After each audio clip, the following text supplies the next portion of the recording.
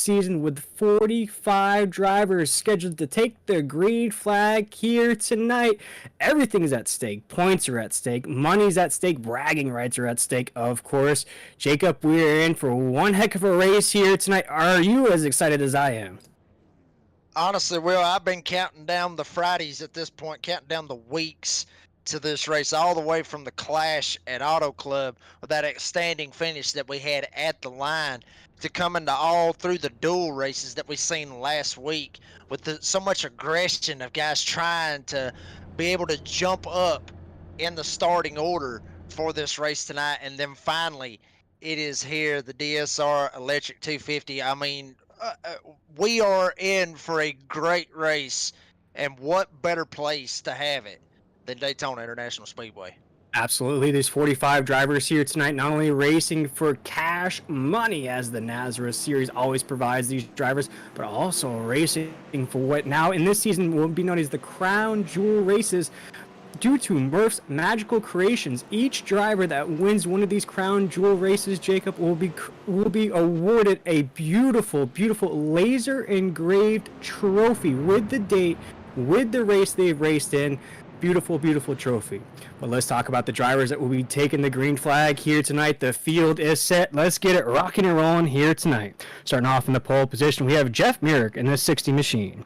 Rolling off second, Kyle Hess in the 86. Rolling off third, Blake Lothian in the 43. Rolling off fourth, Joey Doucette, the Joker, in the 16. Rolling off fifth, we have Adam Johnson in the 69. Sixth here tonight is Chris Blanchard in the 9.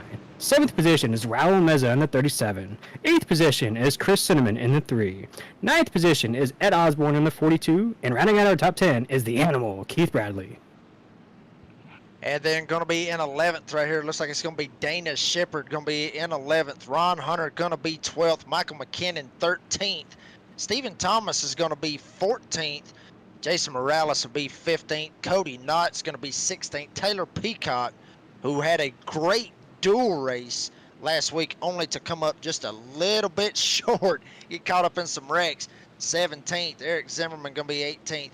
Jonathan Munda going to be 19th, and Zach Hardwick going to be 20th. Let's check out the 21st position. We have Dan Hagan in that 39. 22nd position is the 88 of Ashley Dotson. 23rd position is the 00 of Huck Whittington. We'll check out with Huck later on in this race. 24th position right now, we have Justin Lumpkin. 26th position is Phil Pappas. 27th position, the boss man himself, Brady LaBeouf. Devin Painter in the 99 overall off 28th. And the 29th position is the 96 of Sean Hamilton. And we are green flag here at Daytona. Everybody's trying to get lined up still at basically pace formation as they go into turn one. Jeff Merrick gonna lead them there. Blake Lothian, who was very, very strong at the Monday night race at Martinsville. Matter of fact, he won that race. Now, right behind Jeff Merrick, they're gonna see if they can hang Kyle Hess out. You see our new drivers pulling out of that draft line down the backstretch. That's a very tricky position to be in right here at Daytona as those Goodyear Eagles get ready to fly here tonight. So the 60 of Jeff Merrick leading us into 3 and 4 right now. Everybody's trying to form into position. As Jacob mentioned, very clean. One lap into the books in this DSR Electric 250. Jeff Merrick leads the first lap of the season. Merrick, one of the rookies coming into this season, got it painted right on that double yellow line. Remember, you cannot go below that line to improve your position. You can dang sure go to the middle or go to the top to do whatever you need to do to get around them. But Merrick leading right now with Lothian in second, Raul Meza in third, Kyle Hess is fourth, Brandon Bullock. That's going to round out your top 5 as they hit the backstretch. Yeah, single file lane all on the inside on that yellow lane right now down the backstretch here at Daytona. You see somebody pull out of line right there trying to form up something. Right now still Jeff Merrick in that 60, Blake Lothian in the 43. Raul Meza is our top 3 into 3 and 4. It's that settling in process, Jacob, right now as we're off of 4. Ted Wade, the only one that pulled out of line right there, actually let Dana Shepard slide right by him. Wade trying to get something kind of working, seeing that everybody is single file, maybe try to get somebody to get up there and give him that push. Maybe try to make some kind of charge to the front. But right now, Wade all by himself. Nobody wanting to go with him. The only guy that's back there that may have a shot to get to him is, I believe that is Taylor Peacock that's back there on that top line. But right back at it, single file down the backstretch. Yeah, you see Ted go to the inside lane. Now he's going to form in that lane right behind the 45 of Dana Shepard as we're into 3 and 4. Just a long single file lane all the way back to about the 81 machine of Taylor Peacock. We're going to ride on board with him. Jump aboard with the 13 of Michael McKinnon. We'll check out Adam Newton as well on the 82. He is the lone truck on that outside lane as we're off of 4 right now. 3 laps into the books right now, so a long way to go before we crown our first race winner of the season. Right now, though, Jacob, looks like that inside lane is the preferred lane. It is the preferred lane, and Wade's still trying to get some guys to line up and get up here and maybe help him out just a little bit, get it up there, get it going. Now Michael McKinnon looks like he's going to bring Adam Newton on the top lane, maybe try to see if they can slide up through there. Sean Hamilton right behind Adam Newton as well. So 4 trucks, now 5, now 6 trucks. Everybody maybe trying to see if they can jump to the front, see if they can stall out this single file formation on the inside. Yeah, Ted Wade in that 32 machine trying to lead a hard charge from the outside. Not looking like they're going to gain any momentum right now as Jeff Merrick in that 60 still leading. Blake Lothian in the 43, Raul Meza in the 37 right now. 1, 2, 3 across that start finish line. Now into 1 and 2. You're seeing more trucks trying to pull out to the outside. No formation just yet. Still single file on the inside into 1 and 2.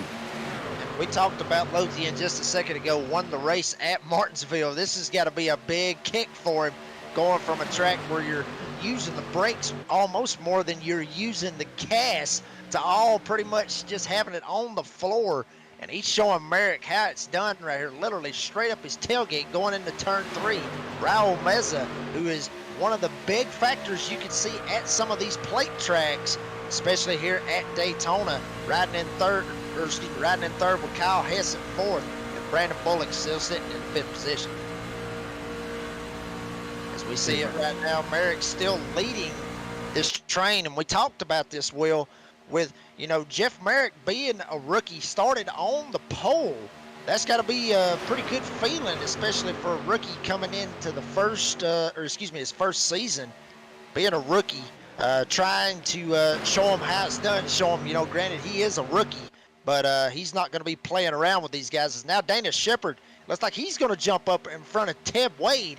Top lane may be starting to get formed right here, Will. They might be coming for him. Absolutely, and you just touched on it there. The rookies this season, watch out for some of those names that'll pop off the board here, especially one rookie that's still leading the way right now. That's Jeff Merrick in that 60. Has some vets. There goes Blake Lothian to the outside. The 43 truck is tired of riding in the Cal Naughton spot right now. He wants to lead some laps here at Daytona. We are 2 by 2 by 2 by 2 by 2, all the way down to 10th right now, as now we are drag racing here at Daytona. Right back to basically pace formation. As you can see, Merrick may try to jump straight up top. No, he will not. Meza is going to stick him 3 wide, show the rookie how it's done here at Daytona. But Lothian looks like he's got a lot of help right behind him. Merrick going to be in the middle, trying to see if he can jump down at any point. Kyle Hess is back here just watching all of this go on, trying to hope and pray that he does not get caught up in anything. But Blake Lothian going to take the lead here at Daytona. Yeah, craziness already. We're 3 wide racing already here at Daytona. Now back to the single file lane on the inside. Jeff Merrick's going to go to the outside, though. He wants to put a battle to the 43 truck of Blake Lothian as we're across the start-finish line. We have a battle for the lead heading into the corner. There goes Raul Meza in the 37. He's going to go to the outside. He's going to make it 3 wide for the lead into 1 and 2. Ted Wade's right there in the 32 machine as well. Jeff Merrick will inch out just enough. Blake Lothian's going to be left in Revis Island there on the inside right now as we're still battling for the lead down the backstretch. Wade needed some help to get to the front. Finally, he found that help, and he is able to get up there. Dana Shepard was one of them that helped him up there. Now it looks like they're going to hang Shepard out. Shepard going to go straight to the top. Wade going to jump back down with Merrick. So, wow, I mean, just absolutely topsy-turvy right here. Very early in this race, but Will, keep in mind, lap 25, that's when that stage 1 win, and it will pay out those stage points, playoff points. These guys know it. In 15 laps, that's going to happen. Absolutely. If you're new to the NASRA format here, we'll throw a caution there at lap 25. Once the 10th truck crosses that line, the yellow flag will fly here tonight. Give the drivers a chance to catch a breather. No fast repairs here in the series. 100% fuel capacity these drivers are working with right now, but these drivers are wasting no time here tonight as we're still battling for the lead. Down into the corner, looks like Ted Wade's going to shove that 60 of Jeff Merrick into the corner. Big push from the inside right now as the 60 still leads off of 4. More momentum on the bottom than there is on the top, but all 4 of them trying to keep it rolling on that bottom lane. Now Wade looks like he's going to still try to shove Merrick. That's Blake Lothian, who was leading at one point. Now he wants a shot. He's going to try to go to the front, see if he can get around Merrick, as he's getting all the help he can get right behind him in the form of Dana Shepard. Very eager pace here tonight as the 60 still holding down the inside lane. The 32 machine of Ted Wade's right there as well. 43 truck of Blake Lothian's up there. Dana Shepard's up there as well. Raul Meza's right there on the top side. Looks like right now that momentum starting to shift to the top side. Big draft out of the 45 of Dana Shepard to push the 43 along there. Now door to door. The 60 of Jeff Merrick, Blake Lothian, the 43 will be battling for the lead off the corner. Looks like they're coming up on a lap truck though. They're on the top side. They'll get around him. No problem. Off of 4. Lothian still trying to battle Merrick. Shepard literally all over his tailgate, literally shoving him into the trioval to the line. Merrick's actually going to lead that lap by 9 1/1000ths of a second. Very, very tight formation right here by everybody in this front pack. Michael McKinnon looks like he is back there in 11th, just struggling to hang on as well. Dane Hagan is one of them. But back in the back, everybody very content where they're at this point in the race, single file, but up front, battling, still on it. That's Lothian and Merrick, as Lothian was clear, jumps down, hangs Shepard out, jumps right straight down in front of the 60 truck of Jeff Merrick. Blake Lothian to the lead here at Daytona. Yeah, 43 truck will lead us off the corner. The 60, though, still hungry for the lead. We see that top side trying to be formed by the 45 truck, Dana Shepard. He's being pushed by the 37, Raul Meza. He has Taylor Peacock in the 81 right behind him. But Jacob, as we've been keeping an eye out on the battle for the lead up here, we have some big movers in this race already. Sean Hamilton, the 96 truck, is up 20 spots from the drop of the green flag, right inside the top 10 in the 9th position. And not only him, but Taylor Peacock, we mentioned him a while ago, one of the super speedway drivers basically in this field. Taylor Peacock started 17th all the way up to 7th. But you mentioned Sean Hamilton. Good run for him to get all the way from the back of the field all the way up to get into this lead pack. Man, I'm telling you, that is some bumbling, stumbling, however Chris Berman would say it. That's exactly how he got from the back all the way up to the front. Right now, we see the 45 truck of Dana Shepard right there. Raul Meza in the 37. You just talked about that big mover of Taylor Peacock.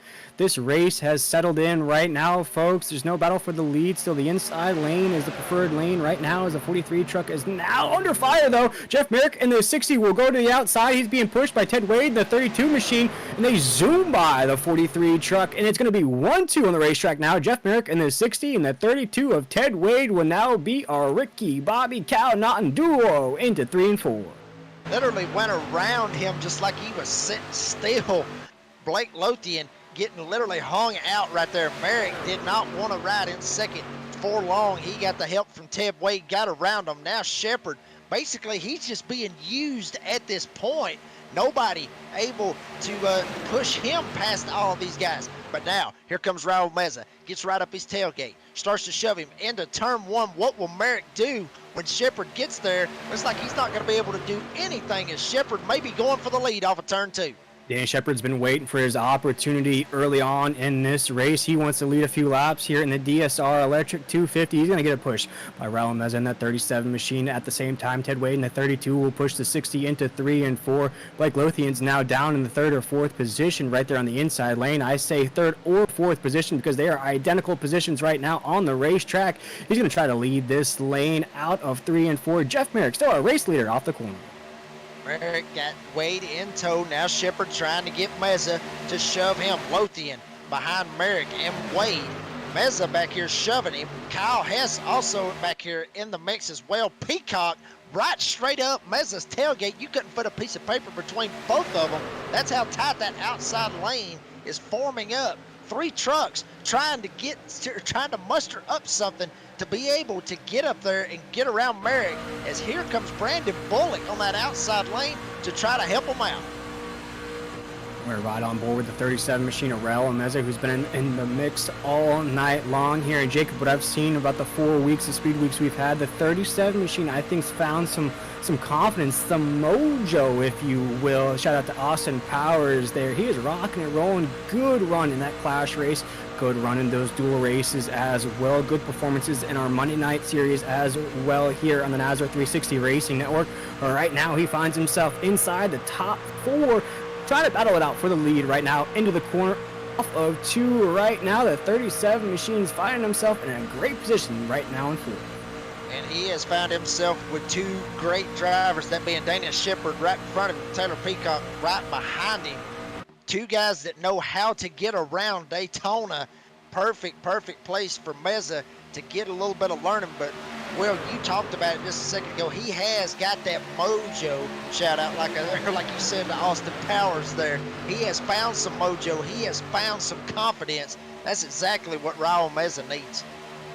Yeah, exactly what he needs right now is this race has not calmed down since the drop of the green flag. We've seen some lines dissipate. We've seen some single file racing, but now we're back to 2x2 here at Daytona. They're drag racing here as the 45 truck of Dana Shepard's on the top side. So Jeff Merrick in that 60 has not evaporated from that top 2. 17 laps into this race right now off the corner. Right now, the top side is not staying as formed as they need to be, Jacob. What do you think that's the reason for that as we head into 3 and 4?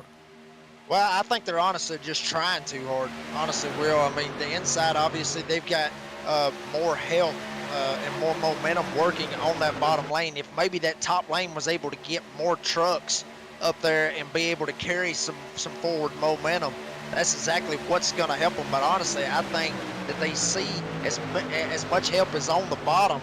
They're just trying too hard. I mean, literally, that's what they're doing. They're trying too hard to be able to try to see if they can clear the guys on the inside.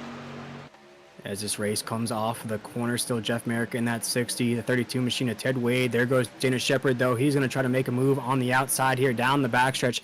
Going to try to get a big push right now. Jeff Merrick's going to inch up the racetrack, try to kill that momentum on the top side. Might not be enough, though, right now, as Raul Meza is going to drift off just a little bit from that back bumper of the 45. That's going to kill that run the 45 had into the corner. Right now, Jeff Merrick in that 60, still leading that inside lane off of the corner right now as our race leader, 18 laps into this race. And here comes Shepard. He's going to muster something up. Here comes Meza. He's going to muster up. Talked about him a while ago, all the confidence that he has. He's got some confidence, and Shepard's got confidence in him to try to push him to the front. Merrick still leading this bad boy with Wade on the bottom, still shoving him. Shepard still trying to muster up that top lane. But I'm telling you, Shepard getting closer and closer as here comes Lothian. Lothian's going to drop to the bottom. May have seen a little bit of extra aggressiveness going up there. That's going to kill that bottom lane. Shepard may get clear of Merrick going into 3. And as we see the 43 truck of Blake Lothian pull out of that draft line there on the backstretch, why do some drivers do that, Jacob? If folks are unfamiliar why they're seeing their favorite drivers pull out of line there? Well, honestly, like I said, I mean, they see maybe something that they do not like up front. They may see some drivers that's making some pushes that could stir the pot, if you will, cause the big one that we talk about here at Daytona and Talladega and with the new Atlanta Super Speedway. We talk about all the time with the big ones. That's exactly why they're dropping to the back. They want to save their truck for the end of the race and not have to worry about getting caught up in a big wreck, especially with a 100-lap race. I mean, we've seen it happen, Will. They don't want to be caught up this early and screw themselves out of a good finish, possibly even have a shot at winning. So that's exactly why they're dropping to the back, to stay out of all this aggressiveness this early. Yeah, as we see, Jeff Merrick's going to take us off of 4. So as our race leader, we're going to have 5 laps to go here in stage number 1. You just talked about it there, Jacob. We have avoided the big ones so far. No caution flags here so far here in stage number 1. May have just put the commentator's curse on it right now as we're still side by side into 1 and 2. 60 machine of Jeff Merrick still leading. Dana Shepard in the 45 truck. He's on the outside. He has a pushing partner of Raul Meza right there. Ted Wade's right behind the 60 as we're off of 2, and John Force drag racing down the backstretch. Meza still trying to shove Shepherd, and Merrick still trying to get the shove from Wade. Tension starting to build here, 5 to go in this stage. That's when everything starts to get crazy, Will. We've seen it happen numerous times where everybody knows that those playoff points and those stage points mean so much, especially the first race in the season. You want to start your season off right with a whole bag of stage points, whole bag of playoff points. Try to lock yourself in with a win. And coming to the end of these stages, that's when all hell breaks loose. So that's, like I said a while ago, that's why Blake Lothian dropped to the back. These guys are really getting really aggressive up here with all this shoving. And I think the powers that be knew the importance of this race. They made it the crown jewel race. We're going to have multiple crown jewel races of the season, but this race in particular, not only it's the first race of the season, Jacob, it's a brand new title sponsor for this series as well. And you just touched on it. If a driver wins here tonight, they lock themselves into the playoffs. So we have 23 more weeks to go here in the season. If you win the very first race, you're automatically in the playoffs right now, as we're still drag racing off the corner. The 45 of Dana Shepherd, the 60 of Jeff Merrick, they are not separating right now, as they're still side by side into 1 and 2. Side by side, Merrick and Shepherd still basically, from what it looked like at the pace laps, Wade still shoving Merrick, Meza still shoving Shepherd. Same thing, basically same song, same dance right here. Peacock still trying to work the top lane, maybe help Meza out the best that he can. Bullock up there as well. Now it looks like Phil Pappas. Some drivers that may have, some of our viewers may know him from running some Xfinity Series and official races on Monday nights and through the week. So Phil Pappas up here actually started this race 28th all the way up to 10th. One of the big movers like Sean Hamilton is. Phil Pappas up here in the top 10 trying to get him a couple of stage points as we are 2 to go. Pit road is closed right now. We'll see what happens. Tension's starting to build now. Yeah, and as you talk about those tensions building, we want to remind folks at home there are no fast repairs here in this series. So if your favorite driver takes heavy damage, right there, as Ted Wade got a little squirrely off a 2 right there. He was almost sideways there, but he's going to go back to pushing the 60 here into 3 and 4. So watch out for that here tonight. If you see your favorite driver caught up in a caution, no fast repairs here on the racetrack right now, as the 60 still leading the way. The inside lane's being pushed by Ted Wade in that 32 as we're off of 4. This could be it for the stage. It could be it for the stage as they come back. It should be the white flag for this stage. Merrick got Shepherd in tow right beside of him. Meza still lined up behind Shepherd. Wade still shoving Merrick. Kyle Hess in tow. Shepherd needs to try to get that top lane. Everybody needs to try to get lined up, but only 5 trucks on the top. Most of the momentum down on the bottom.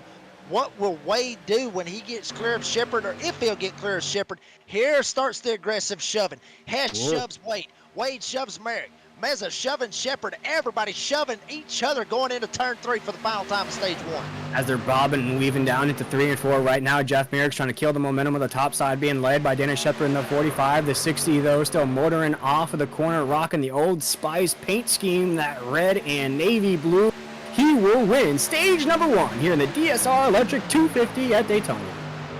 Wade will get second. Shepherd will get third. Kyle Hess going to come home with it in 4th for stage 1. Raul Meza, who was up there shoving Shepherd for the longest, going to be 5th. Sean Hamilton all the way from 29th all the way to 6th. That's going to give him some good stage points, along with Taylor Peacock, who started 17th up to 7th.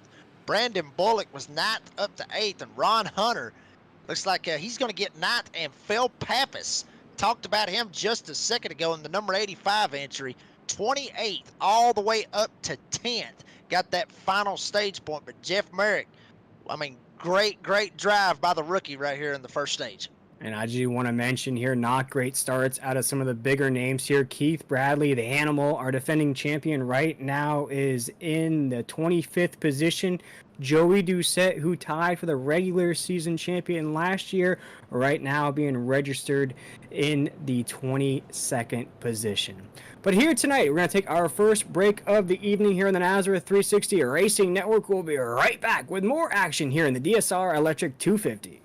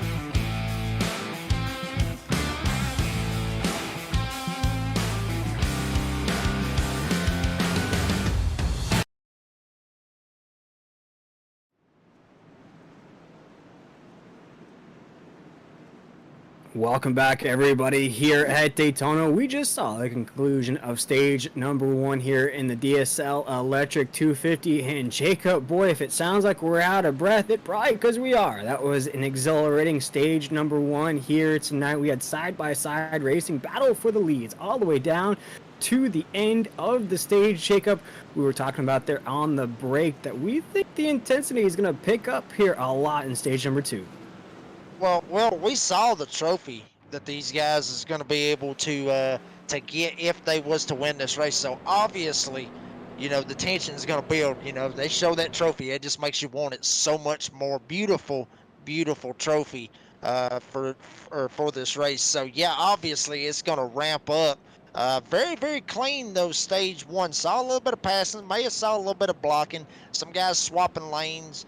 Maybe not as crazy as I was thinking, but well, we touched on this a while ago. The duels was absolutely insane with some of the racing that we saw. We saw some great wrecks, I guess. I mean, if you want to put it that way. I mean, we saw a lot of great racing. We saw a lot of intensity in those duels. So with this being the first official start of the season, I mean, that intensity is just going to get bigger. It's just going to get higher as we get to the end of this race. And Jacob, an interesting thing to note as well, it looks like the entire field elected to head down pit road there in stage number 1. Is that known to pit here in stage number 1? Are you surprised they didn't wait to stage number 2? I mean, yeah, they want to go ahead and pit every time that they can. Or excuse me, that they can. They want to probably try to make sure that they're going to have enough fuel to make it. Obviously, they're not going to have enough fuel to make it to the end. Obviously, they're just making sure they got enough for coming to the end of stage number 2. I believe the end of stage number 2 is going to be at lap 50.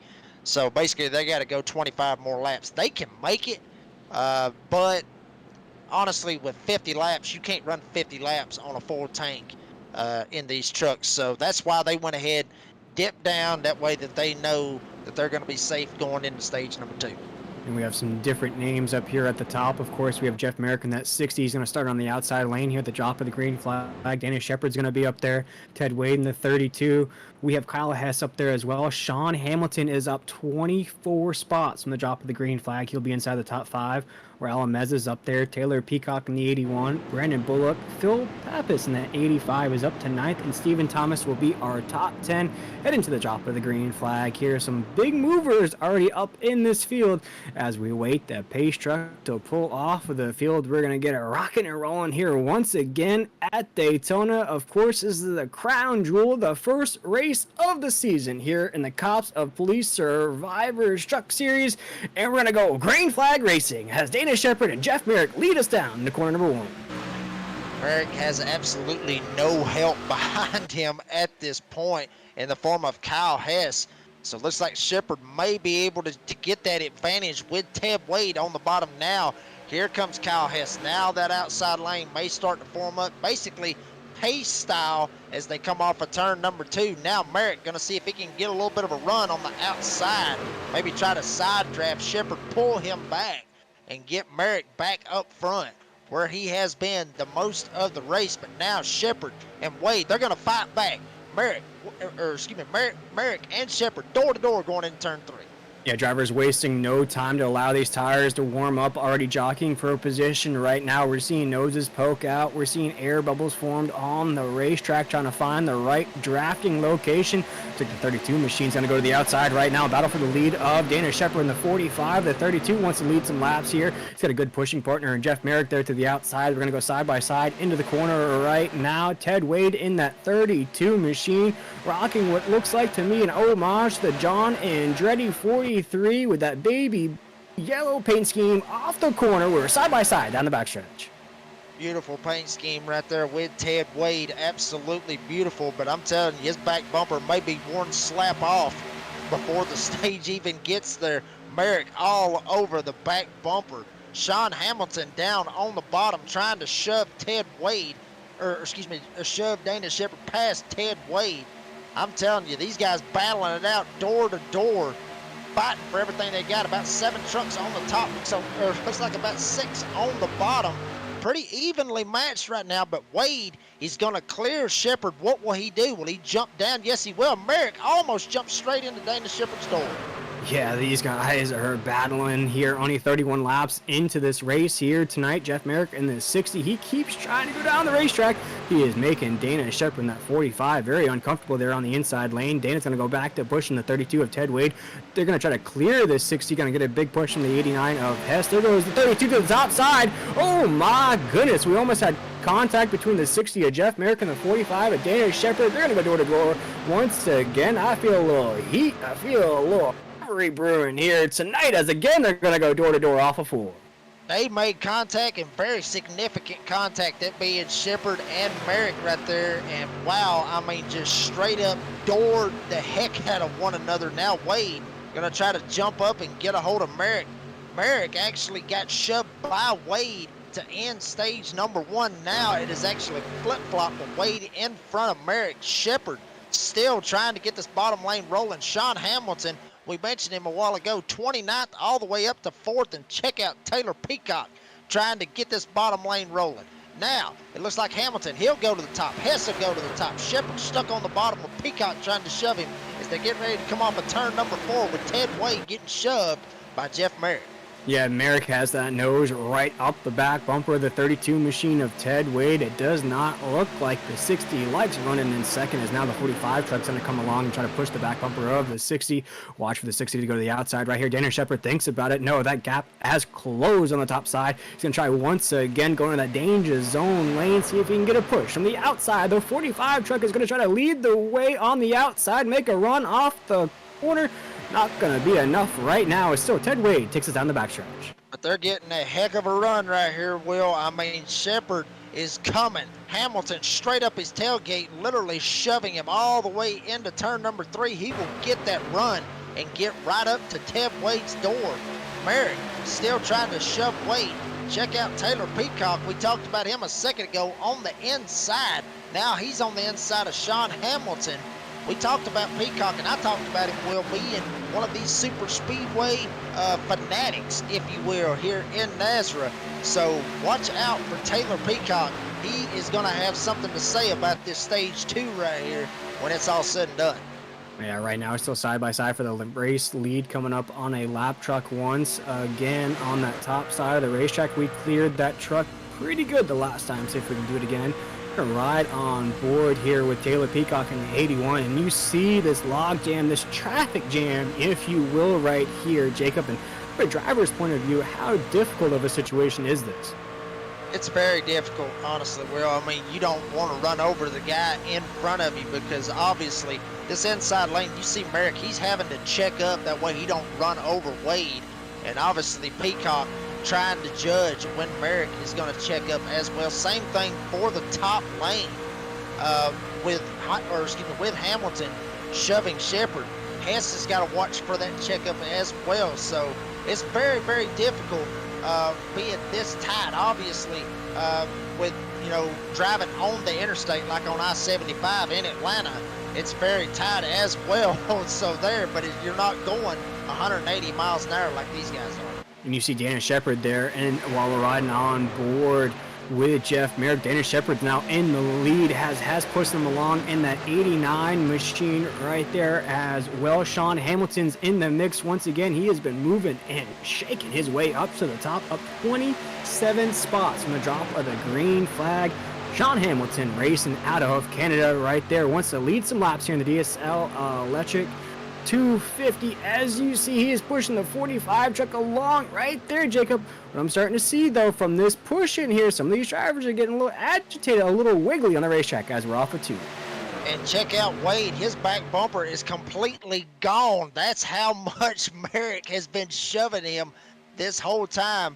You can see it. It's not baby blue. It's not yellow. It is straight up white. And that's exactly what it is. Wow, Shepard jumps down, gets into Wade. Everybody stacks up. Wade trying to keep it straight. Merrick still over him. Now he turns it straight into the fence.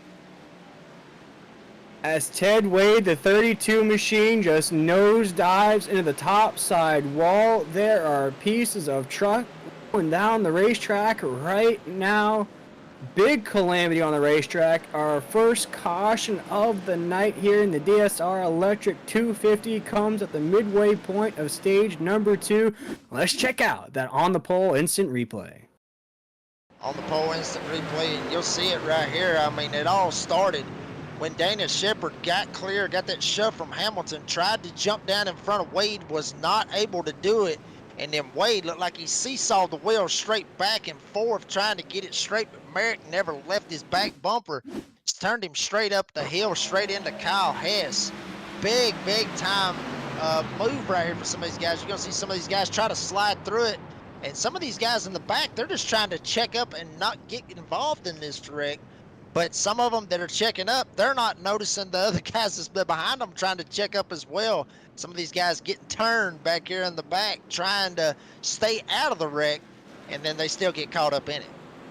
Our first official caution of the night here. Looks like that's going to put an end to the 32 machine of Ted Wade's night, who's been a top 5 truck all night long. Let's check it out once again.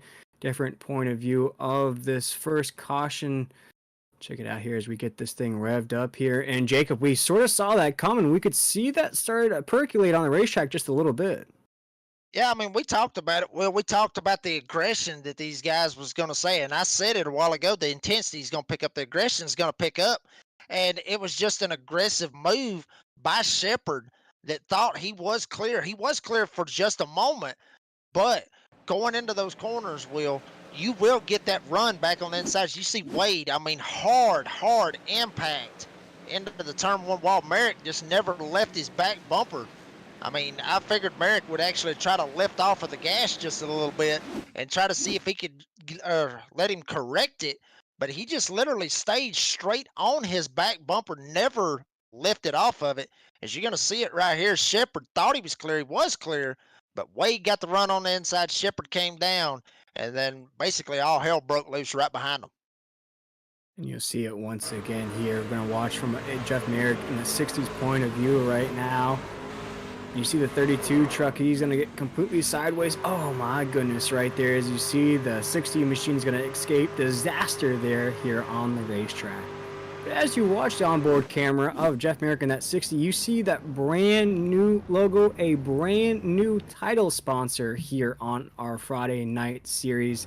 Here tonight, we're thrilled and honored to announce a brand new partnership between the Concerns of Police Survivors. C.O.P.S is the acronym, in the North American Sim Racing Association, NASRA, here as our brand new Friday night title sponsor. They will come on board. They'll have a full-time truck entry in the likes of the 00 of Huck Whittington and a part-time entry of the #1 truck of Jason Morales.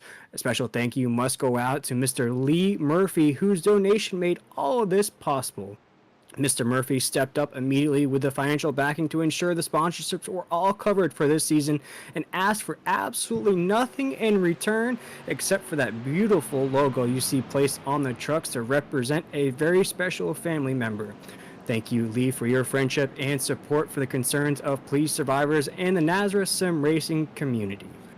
Once again, we want to shout out Mr. Lee Murphy, who has done all of this to dedicate it to his father, which we can all admire, and we want to wish him all the best here. And we want to again thank him, Jacob, for being a wonderful sponsor here. And they're also involved in Mutt's Magic Mix. That's a line of rubs and seasonings there in the Nashville area. So if you're in that area, we invite you to go check out Mutt's Magic Mix there. But once again, thank you for Mr. Lee Murphy for being a generous sponsor and an absolutely wonderful person for doing all of this for our Friday night series here. And we invite you to go check out Concerns of Police Survivors. What a wonderful organization that is to be involved with here this season. And Jacob, I couldn't be more excited to welcome a new sponsor to the NASRA Sim Racing community.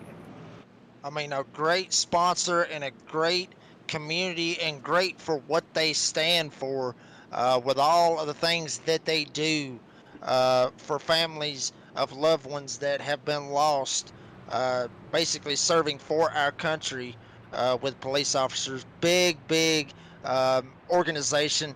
I'm all for them. I'm all for the police, our military, everything that they do to try to keep us safe every single day. That way, honestly, Will, me and you and even Adam Fleeger on the controls, everybody is able to do what we love. But it all comes with a price. And so with this sponsor, I'm telling you, I am 100% on board with this organization, and couldn't be more thrilled to have them with us. Absolutely. If you're watching along with us here on our YouTube Nazareth 360 Racing Network page, you can see that link in our description to go check out that organization. But let's go back to Green Flag Racing here in the DSR Electric 250 as Hess in the 89 and Taylor Peacock will fly across that start-finish line down to corner number 1. Hamilton's going to be stuck on the bottom. Peacock going to be up top. Peacock having no help at this time. No help for about 5 rows at this point. He's going to have to try to find a hole to get down, maybe jump down in front of Raul Meza. Meza's actually going to lift and let Peacock down. Big time scare right there for Taylor Peacock. Almost went all the way to the back, about lost all of his track position. But right now, Sean Hamilton still leading this bad boy with Stephen Thomas. One of those guys that was in the championship 6 at Charlotte, did not have a good run in that race. Wished he would have been able to make it a little bit farther in that race and have a shot for that championship. That being Stephen Thomas running in second. Yeah, Sean Hamilton, the 96 machine, will take us across the start-finish line there. Excuse me for getting that name mixed up right there, but Sean has just moved and grooved his way all the way to the top of the grid, up 28 spots from the drop of the green flag. And remind the folks at home, we've only had 1 caution on the racetrack so far here tonight, so Sean has done it the absolute hard way. As we're off the corner, now it's a 3-truck race as the lines have now dissipated here. Jacob, a little curious to see as we're very organized as Taylor Peacock with a huge move to the outside. Jumped straight up in front of Michael McKinnon and Brandon Bullock. Peacock, as I said earlier, knows how to get around these plate tracks. He is rolling up here on this top lane. Michael McKinnon right up his tailgate, trying to get up here and get past Sean Hamilton and Stephen Thomas. Bullock back here as well. Check out Dane Hagan. Started this race 22nd all the way up to 6th place. Trying to make moves as well. Eric Zimmerman, he was 18th at the start of this race, all the way up to 7th. Big time movers up here inside the top 10. Some of these guys that was up front, that being Jeff Merrick, he's all the way back to 21st after getting caught up in that accident. But right now, Sean Hamilton still leads with Stephen Thomas shoving his tailgate. Peacock may try to get down to the inside as they go into 3. And Hamilton is leading the inside lane. It's a 3 and 4 right now. Taylor Peacock in the 81. He's trying to find some friends there on the top side of the lane. Nobody just yet is going to come out to play with him just yet, as now it's going to be a single truck there on the outside lane. Looks like they're trying to form up. No, Taylor Peacock will go to the inside and get to the back bumper of the 37 machine. Raul Meza, that'll put him in the 4th position, as now we are down into 1 and 2. Still Sean Hamilton leading the way. Check out Michael McKinnon also behind Peacock. Brandon Bullock, we talked about him as well. Dane Hagan, Zimmerman, Kyle Hess, and Cody Knott. Haven't talked about him all race long. Sitting right here comfortably inside the top 10. But I'm telling you, back here around Zimmerman, we're fixing to get racy back here. As here comes Kyle Hess on the outside, getting a shove from Blake Lothian as they come up on a lap truck with Shepard behind Lothian as well. And here comes Jeff Merrick, a pole sitter on the outside. These guys trying to get some momentum to try to see if they can get up here and take the lead of this race. Do want to note that these drivers are working with fresh equipment. That's the likes of Kyle Hess, Blake Lothian, Dana Shepard, and Jeff Merrick just headed down pit road on lap 37. Leaders on the racetrack there last time down pit road was lap 26. So about a 11 lap difference between the leaders and that hard Chargers you just mentioned right there. Taylor Peacock finds himself in a very dangerous lane right there, being pushed by the 13 of Michael McKinnon. You see the 39 machine. He's going to come up. That's Dan Hagan right there to the back bumper of the 37. Well, Meza down the back stretch right now. We're counting down the laps here in stage number 2. It is a man from up north Canada is leading the way. Sean Hamilton into 3 and 4. But I'm going to tell you right now, Will, in about the next lap or 2, he's going to get a challenge, and that's going to be Taylor Peacock. He jumped up in front of Michael McKinnon, stacked the outside lane up just a little bit, but everybody now getting it formed up. McKinnon right behind Peacock. Peacock, he's going to go to 3rd. He may try to go for second. He does go to second. He's going for Hamilton right here, going into turn one. Michael McKinnon getting a little bit loose behind him, trying to keep it straight with him. I'm telling you, Hamilton, he's got the lead. Taylor Peacock, he wants it. And right now we see them side by side down the backstretch with 6 laps to go here in stage number 2. We have a check up there on the top side lane. That could have been disastrous right there. Michael McKinnon, the 13, saw something he didn't like, decided to check up just a little bit there. Set the chain reaction down there. That's the 17 truck right there. That's Brandon Bullock. And our pole setter, Jeff Merrick, in that 60 is going to be on the top side lane. We got 4 trucks on the top side that are formed together pretty nicely. Low side lane still being led by Sean Hamilton. All right. Right there, he has a good partner in Stephen Thomas in that 23, and Taylor Peacock in the 81 is 1, 2, 3 into the corner. Peacock still trying to get that top lane rolling. Meza trying to get up here and get a hold of Stephen Thomas, trying to get this bottom lane to kind of check out. Peacock has an opening down to the bottom. He will take that option. But, well, we have seen Peacock. Watch him. Goes to the bottom. Jumps back up to the top. Waiting on that run on the top. Trying to get to the front right here and take the lead of this race. Yeah, it makes me so nervous right there, Jacob, as we see drivers from the top side that kind of go into that middle lane there. Causes a little bit of a lock jam there down the backstretch. Somehow, some way, they get back to 2x2 into the corner right now, but I don't think we've seen the last of 3 wide racing here, as right now Jeff Merrick is in that middle lane, that danger zone lane, as I like to say. He is trying to find any way, anyhow, up there to the back, to the top of the grid. The 60 machine does not like racing in traffic, I can tell that right now, but he has to get past the rest of the field. You see him, Jacob, he keeps trying to find any way he can to get back up there. He has been aggressive all speed weeks long. He was aggressive in the clash. He was aggressive in the duels and showing to be very aggressive here in this race. Wow, Merrick makes the pass on Bullock. Now he's going to jump up right behind Michael McKinnon. Outside lane starting to get disorganized. Then the inside lane is Hamilton still leading. Stephen Thomas still running second. Peacock trying to get everybody lined up on this outside lane, make a charge, see if they can get to Hamilton as we come to 3 to go here in stage number 2.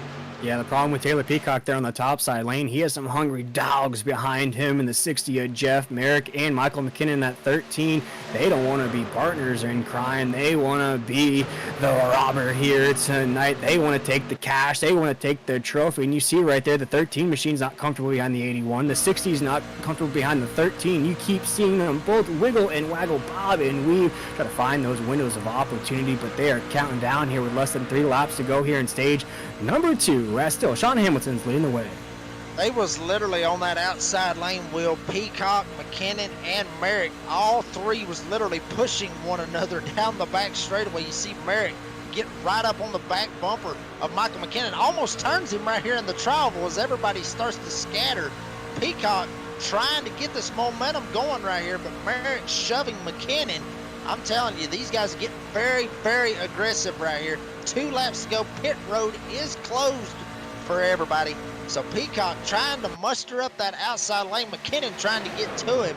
Merrick shoving McKinnon straight into Taylor Peacock as they go down the backstretch. A lot of blind trust here, 49 laps into this race right now as they, oh my goodness, is Sean Hamilton trying to go to the top side, throw a block. Not going to work. Stephen Thomas in the 23 will go low side. Taylor Peacock high side. We're 3 wide for second right now with Raul in the 37 on the low side of the racetrack. Right now, Stephen Thomas will take us off of corner number 4. A new race leader here in the DSR Electric 250. 1 to go in stage number 2. 1 to go, but Hamilton's coming. He's on the outside. Peacock right behind Hamilton. Meza right behind Stephen Thomas. Don't count out Jeff Merrick. He is there as well as Brandon Bullock.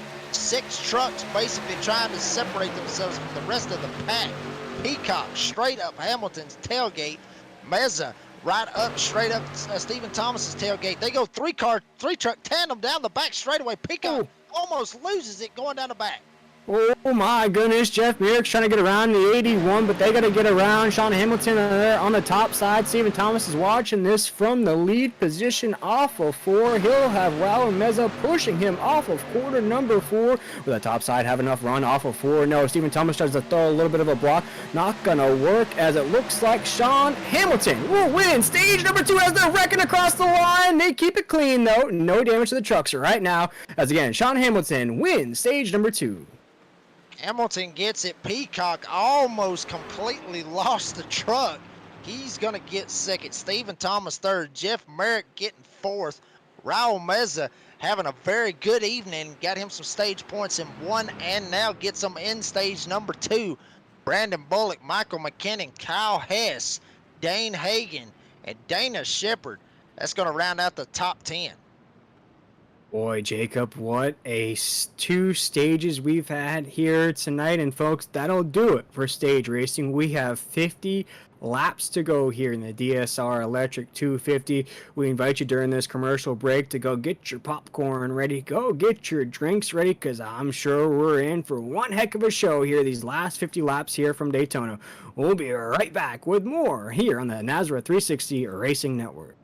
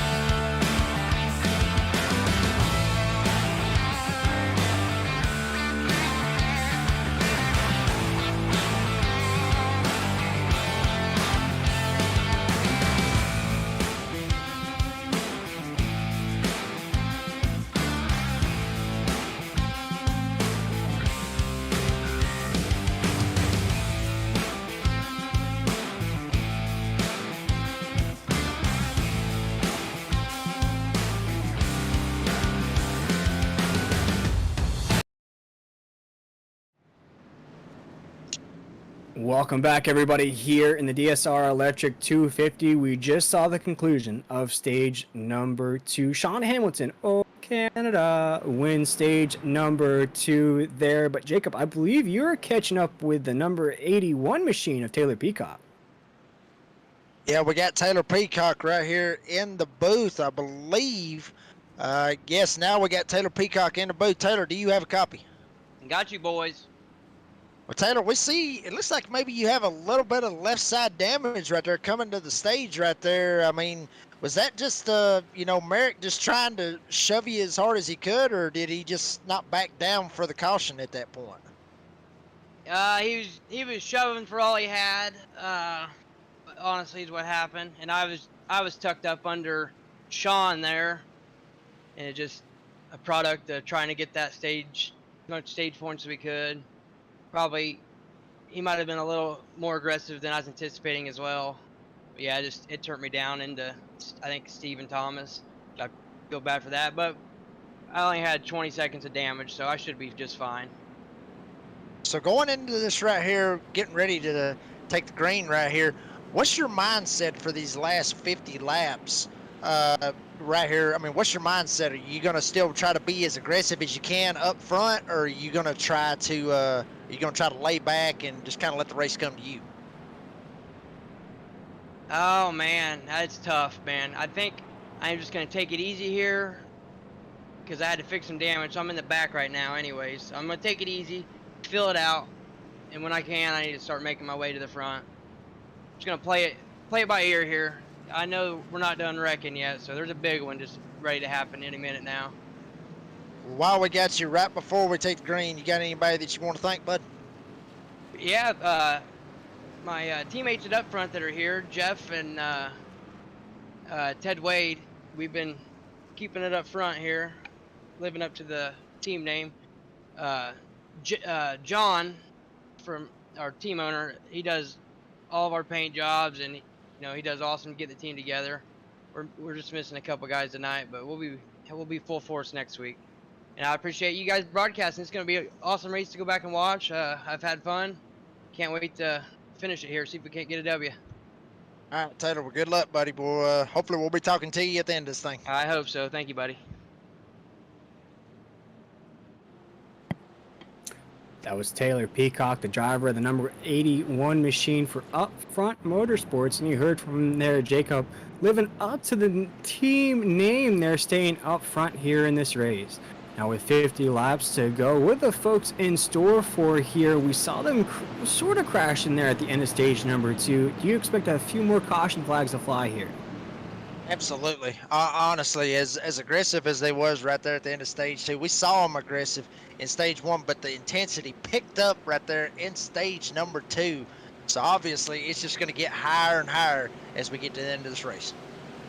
As the pace truck pulls off, Jeff Merrick, our pole sitter, will take us to the drop of the green flag. We are rocking and rolling once again here at Daytona as Jeff Merrick in the 60 takes us down to corner number 1. Merrick's been a very, very strong horse out here in this field. Meza's also been very strong, being able to get some stage points in both of the stages. Up top, he's trying to get some help from Michael McKinnon. Brandon Bullock, straight up Merrick's tailgate. Everybody shoving one another down the backstretch as we start the final stage here at Daytona. As these drivers waste no time for the tires get warmed up, already bobbing and weaving down the backstretch. 37 machines already under fire there on the top side lane. That is Michael McKinnon, put it on there. Also Stephen Thomas in the 23 machines up there as well. We see Jason Morales in that number 1 machine. We mentioned his name not too long ago. One of those sponsored rides from what our title sponsor here this season concerns of police survivors, making them look good here tonight inside the top 5.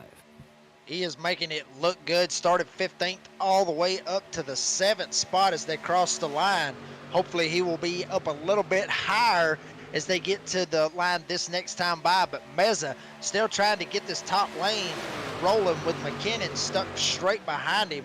Don't count out Stephen Thomas. He's up here. And check out Dane Hagan once again. We talked about him a while ago in the number 39 truck, all the way from 22nd all the way up to 6th. But here comes the outside lane inside checked up. Meza may have a run to get to Merrick right here off of 4.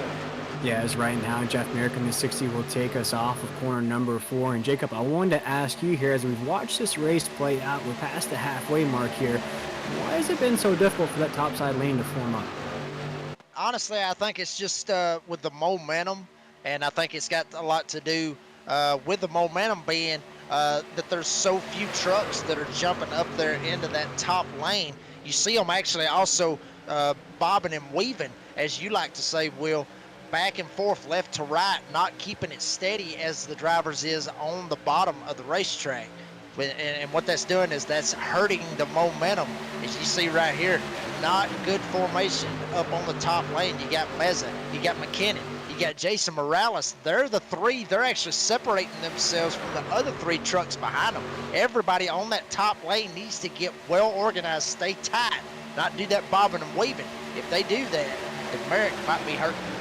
Yeah, see, Jason Morales is trying to push the charge and push the 13 along, who will push the 37 along the rail. And Meza, who's going to inch just in front of Jeff Merrick there for the brief lead into the corners. Still airtight though, but you just saw it right there. The 13 machine kind of split off the back bumper of the 37 that killed the run that Raul had there, trying to make it to the lead. Now we're going to go down the backstretch. Big run out of the 13. The 37 is going to take that run and try to battle the 60 into 3 and 4. We are side by side for the race lead into 3 and 4. Stephen Thomas, seeing the aggressive nature of what the race is going on, he drops all the way to the back, sees something he does not like. Meza up top getting the help from McKinnon. Bullock trying to shove Jeff Merrick on that bottom lane. And check this out. The boss man, Brady LaBeouf, in the number 24 entry, has found himself inside the top 10 as they went across the stripe. Brady LaBeouf started back in the 27th spot as they're squirrely up front, almost wrecked as I was talking about that. Wow, I mean, a lot of moving, a lot of craziness going on, but Meza was able to jump down in front of Merrick. Meza to the lead here at Daytona. As we see these drivers head down the backstretch here, Jacob, I wanted to ask you as well, lap 51 is the last time these drivers headed down pit road. Do you think we'll see green flag pit stops before all is said and done? If they don't have a caution, Will, if they don't get crazy and the aggressiveness, we've seen how aggressive these guys are. If they don't have a caution before then, yes, we will see some green flag pit stops. That will definitely shake this race up. But that's only if the big one, or if a little slide or spit out or anything happens. If that happens, then no, we will not see a green flag pit stop. But I'm telling you, Morales is making the top work, getting it going. Cody Knott up here trying to get to it. Brady LaBeouf trying to help Cody Knott get to Morales, to be able to get to Michael McKinnon on this top lane. They are shoving one another on the top, trying to see if they can get in front of Raul Meza. Yeah, they're leading a huge charge there on the top side lane. Michael McKinnon in the 13, Jason Morales in the 1, trying to push along on the top side. They're going to have a blocker for a brief minute, though, there. That's Jeff Merrick going to go to the top side, try to throw a block, kill that momentum. They did just that, as right now that low side lane's going to separate from the top side. But, Jacob, for some reason, I just heard a loud roar in my headset. I think there's an animal on the racetrack. It looks like the animal has now cracked inside the top 10. That's Keith Bradley in the 29. Previous champion from last season, Keith Bradley, actually teaming up with the driver you see in front of you, Brady LaBeouf from Mission 1 Esports. Keith Bradley basically started 7th, went all the way to the back, trying to miss all of the craziness that was going on, keeping his truck very clean for these last 40 laps. Keith Bradley, the animal. Watch out for this guy right here. He is hungry. He got that championship last season. He wants to repeat as a champion here on Friday nights. I also want to spotlight the 99 machine of Devin Painter, who has been running extremely fast laps here tonight. Hasn't been in the top 5.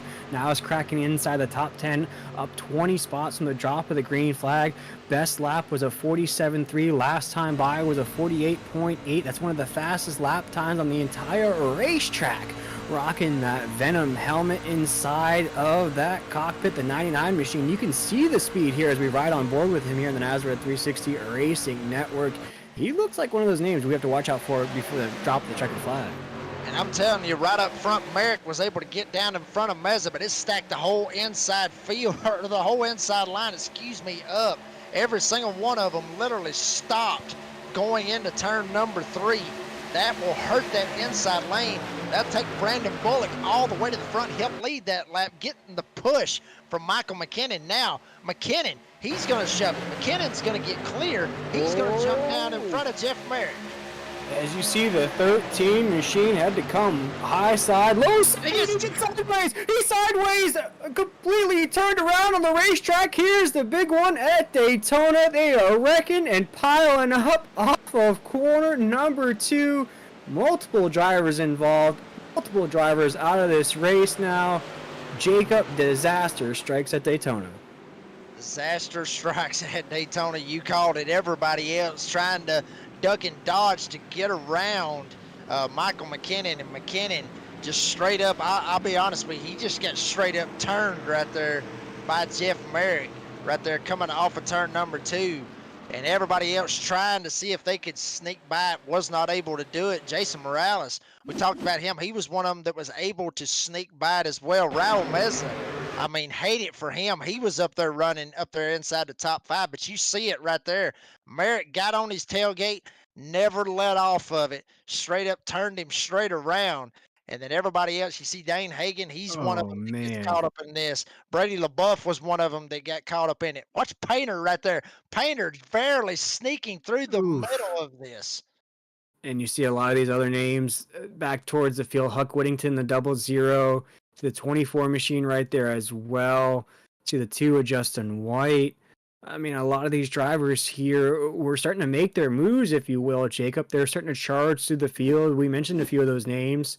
We'll check it out here once again, and if possible, maybe our producers could throw us on board with the 13 of Michael McKinnon to see his point of view, because I can only imagine as a driver there, Jacob, if you get completely turned around sideways and you're heading the wrong direction on the racetrack, all you got to say in that cockpit is, oh no. Yeah, and you're going to see it right there. He's already saying, oh no, at that point, as soon as he got turned. I mean, right around goes McKinnon straight in the fence, and then everybody else behind him basically piling straight into him. As you see, just sheet metal, everything's bouncing off of all these cars. But I'll say this, Will, I just checked this right here. If we can get a camera on the animal Keith Bradley, how close he was to straight up getting caught up in this. He barely missed all of this action. That being Animal Keith Bradley barely was able to sneak through every bit of it. As we watch the on the pole instant replay once again here, it is hard to judge who is out of this race, who is still in the race, who suffered damage in that accident. Everybody headed down pit road after this caution flag. We're going to ride on board with the animal here. Man, Jacob, looks like he's going to pull off some matrix moves here. He's going to pull off some serious moves right here. You see Brady LaBeouf right here. He didn't actually get into LaBeouf right there. He actually got turned by Justin White on that inside lane, and then just check it out, barely sneaking by McKinnon right here, literally all over the brakes. Ooh. Maybe got into the back of Justin White just a little bit. I don't think that's going to be anything that's going to hurt him, but I'll say this. If he's just got a little bit of damage to the front end, that's way better than what he could have in the situation he was in. Yeah, we got totaled trucks on the racetrack. It looks like a few of the guys that are taking a long time to get off a pit road. Here, I'll rattle off some names. Ashley Dotson in that 88 machine, Jonathan Munda in that 14, Michael McKinnon in the 13, Raul Meza in the 37, Justin White in the 2. Looks like the trucks that are just still down pit road here could be other trucks with damage, could be other drivers that just couldn't get out of that wreck. And goodness gracious, look at that 37 machine down pit road. And you touched on it here, Jacob, and I mentioned it as well. The 37 machine I felt like was really building up some confidence, some mojo, if you will, these past 4 weeks or so, leading into this opening event here tonight. And boy, that's just going to be heartbreaking to see that thing roll out on the track. Yeah, but to be honest with you, I mean, Will, he can't fault himself for that. This is Daytona. It is super speedway racing. These things do happen. So he does not need to fret. It does not need to drop Raul Meza's confidence in any way, shape, fashion, or form. He got some stage points in stage 1. He got some stage points in stage 2. He's built him a little bit of a bank, I guess you could say, to try to help himself as far as the points goes. Because, well, you talked about it. We got a 23 weeks in this season. It doesn't hurt to go ahead and start getting that points bank built up right here in the first race of the season. So, we still got a long race left to go. We still got 35 laps left in this race. Anything is possible. We've already seen the big one. I wouldn't be surprised, Will, if we see another one. And Jake, I can't not mention the fact here, as disastrous as that yellow flag was, it is a beautiful time for our brand new title sponsor here in this Friday Night Truck Series. Both of their sponsored drivers are 1-2 on the racetrack right now. Gosh, Jake, that gave me goosebumps up here in the booth. We have Jason Morales in the number 1. We have the 00 of Huck Whittington leading the way in the concerns of police survivors trucks right now. Our brand new title sponsor here in this Friday night. They're going to be 1-2 at the drop of the green flag. That is awesome to see right there. And we talked about the concerns of police survivors sponsor that we have for this season. Great sponsorship, great organization. And like I said before, I'm all for this, and it is awesome to see both of these trucks getting ready to lead us right here to this restart. Awesome to see that. Raul Meza in that 37 machine, he'll rebound from that last caution. Doesn't look like he took too much damage. Nope, I correct that there. He did take a lot of damage. Still finds himself there in the 4th position. Taylor Peacock's up there as well. Kyle Hess is going to be in the 5th spot. We mentioned Huck Whittington, Jason Morales as we're back. Green flag racing here. The DSR Electric 250 after all that disaster, all that calamity. Jason Morales in the 1 will take us into the corner. And wow, I'm telling you right now, Huck Whittington has no help at all. Meza stuck was right behind him. Literally the whole front clip knocked completely off of his truck. Morales will get every bit of help that he can. Huck's just going to fall, just basically free fall through the field. But Jason Morales getting all the help he can from Taylor Peacock. And I'm telling you right now, everybody, Kyle Hess, check this out. Able to sneak through all of that calamity, sitting up here running top 3 right now. And the animal, Keith Bradley. We talked about him barely sneaking through that wreck. We saw how crazy it could have been for him. Now sitting right here comfortably inside the top 5. And you look at that purple and gold paint scheme of the Joker. That is Joey Doucette racing out of Oakland, Maine right now. He tied for that regular season championship. Missed out on the championship 6 by one single point. So you know he's coming into this season with a little bit, and no, a big chip on his shoulder here this season inside of the top 10. He and the animal are trying to rage their way up to the top of the grid right now, as it looks like we have some movers and shakers on that top side lane. There goes Huck Whittington. He'll go to the outside with a big push from Sean Hamilton. He needed the help, and he found it with Sean Hamilton. Meza basically threw him all the way to the back, was not able to help him, but he got Sean Hamilton to shove him. Huck Wigington will lead this lap. Check it out. C.O.P.S trucks 1 and 2. Morales is going to let him down, barely get him down. So Huck Wigington going to lead this inside lane. Now what will Sean Hamilton do with Brandon Bullock in tow on this top side?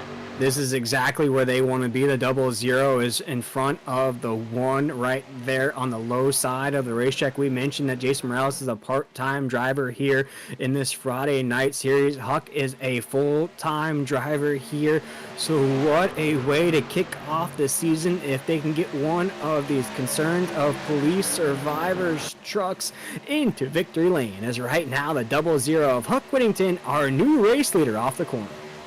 He will lead probably another lap. Yes, he will. He'll get this lap. Hamilton still trying to fight on that outside lane. Bullock still trying to shove him. Peacock back here behind Morales and Huck Wigington trying to keep this bottom lane rolling. And check it out. Shepard, he's back up here battling with Taylor Peacock on the outside. Looks like there's more momentum, more help on this top lane, Will. Trying to dethrone basically these two C.O.P.S trucks on the inside, that being Huck Wigington and Jason Morales. Yeah, just like Oprah once said, you get a lead. No, you get a lead. No, you get a lead. We've had numerous lead changes here tonight. Numerous trucks taking us across that start-finish line here, leading laps, but no change here this lap. 00 Huck Whittington still leading the way. Sean Hamilton gets very close to that back bumper there across that start-finish line. Sean Hamilton's been a very strong truck here tonight. He is being pushed along by the 17 truck of Brandon Bullock. They're on the top side of the racetrack. They're moving and charging their way. They're on the top side, doing everything they can to keep Huck Whittington in the 00 and the 1 of Jason Morales in their grass, as now we're down the backstretch. And from what I am seeing right here, Will, they are basically rolling on this top lane with nobody else. Shepard being the one that's pushing the top guys, that being Bullock and Hamilton. Nobody behind them able to try to get up there and help them out. And well, I talked about this a while ago. You want to try to keep everybody tight in formation to advance. If that group, or excuse me, them 3 trucks back there behind Shepard and Bullock and Hamilton can get up here and get something going, maybe something will happen. But I'll tell you what, Hamilton had enough of it. Jumped straight down in front of Huck Wigington. Hamilton to the lead here at Daytona. Yeah, Hamilton's leading the way here once again. Oh, Canada still leading us down the backstretch right now. Huck Whittington's right on that back bumper. Brandon Bullock in the 17 truck. He'll be pushed by Dana Shepard in that 45. Dana Shepard's now back in the mix, as well as Jeff Merrick in that 60, just a few spots down on the racetrack as well. See Ted Wade in that 32 machine. He is currently not on the lead lap, but he is in the mix though, trying to be pick a blocker, if you will, up here in this lead pack as we cross the line, make it lap 72 into 1 and 2. And Bullock will actually get that lap by 100ths of a second, almost 2 100ths of a second over Sean Hamilton. Bullock getting the shove right here from Dana Shepard, trying to roll up here on this top lane. That 21, you mentioned it a minute ago, that is Trey Pitts. He is 2 laps down up here, fighting it out, actually trying to stay in front of Eric Zimmerman, who is right behind him. Both of these guys battling for the lucky dog at this point in the race. But I'll tell you this, they are catching the very, very slow truck of Raul Meza coming off of turn 4. You're going to see him right here in a second on your screen. But Bullock is clear. Will he jump down in front of Sean Hamilton? He will not. he will see if Dana Shepherd can get rolling and maybe try to get both of them clear. That way they can jump to the bottom. Again, we have another lead change on the racetrack. That's Brandon Bullock in the 17 that led us across that start-finish line. Now back under fire once again from Sean Hamilton. They're going to come up on a lap truck there on the top side. It's going to cause this top side lane to sort of drift down just a little bit. No problems there on the racetrack. That's Raul Mezin 37 that they're zooming by there on the top side. Sean Hamilton, though, will take us into 3 and 4. Looks like we're going to try to make it 3 wide into the corner right there. Nothing's going to form, though. Oh, there goes 3 wide right there into 3 and 4, and you see it there, Jake, not forming up there on the top side lane as Dana Shepherd's going to keep cool there on the top side, trying to get around Brandon Bullock in the 17 truck, but it will be Sean Hamilton across the start-finish line once again as our race leader. Hamilton keeping it rolling on the bottom. Huck Wigington and Jason Morales, the 2 C.O.P.S trucks, trying to figure out a way to try to get Hamilton clear of Bullock. Maybe get even Huck and Jason clear of Bullock, and then have both the C.O.P.S trucks jump straight to the top. Get Bullock to shove them straight past Sean Hamilton. As you see Huck Wigington literally shoving Hamilton down the back straightaway. Everybody still double file for about 6 rows as Huck Wigington still trying to get a hold of Sean Hamilton with Brandon Bullock on that top side. And looking, Jake, at the last time these drivers headed down pit road was around lap 64, around 10 laps or so. You were talking about the window being around 25 to 28 laps on the racetrack. Do you think these drivers can make it all the way with the intensity these drivers are racing with? All the way to the green flag pit stop? Probably not, honestly, Will. I mean, because they are literally shoving the hell out of one another in every shape, fashion, or form. Now, I mean, going to the green flag, obviously, they will have to make one more pit stop to be able to make it to the end, and I think that's what some of these guys that are way back in that, maybe 10th to 12th to maybe even 15th place back there with Brady LaBeouf and Ron Hunter are running. That's exactly what they're doing. They're waiting for that green flag pit stop, trying to let it happen. That's why you see a lot of them just doing this single file deal, but up front, these guys are not playing around. They want to get their name called, and they're getting it called big time right now with Brandon Bullock, Sean Hamilton, Dana Shepherd, Huck Wigington, Jason Morales, the top 5 with, it looks like, I believe that's Dane Hagan. He's up there in the top lane, 4 trucks up top, trying to get something to work.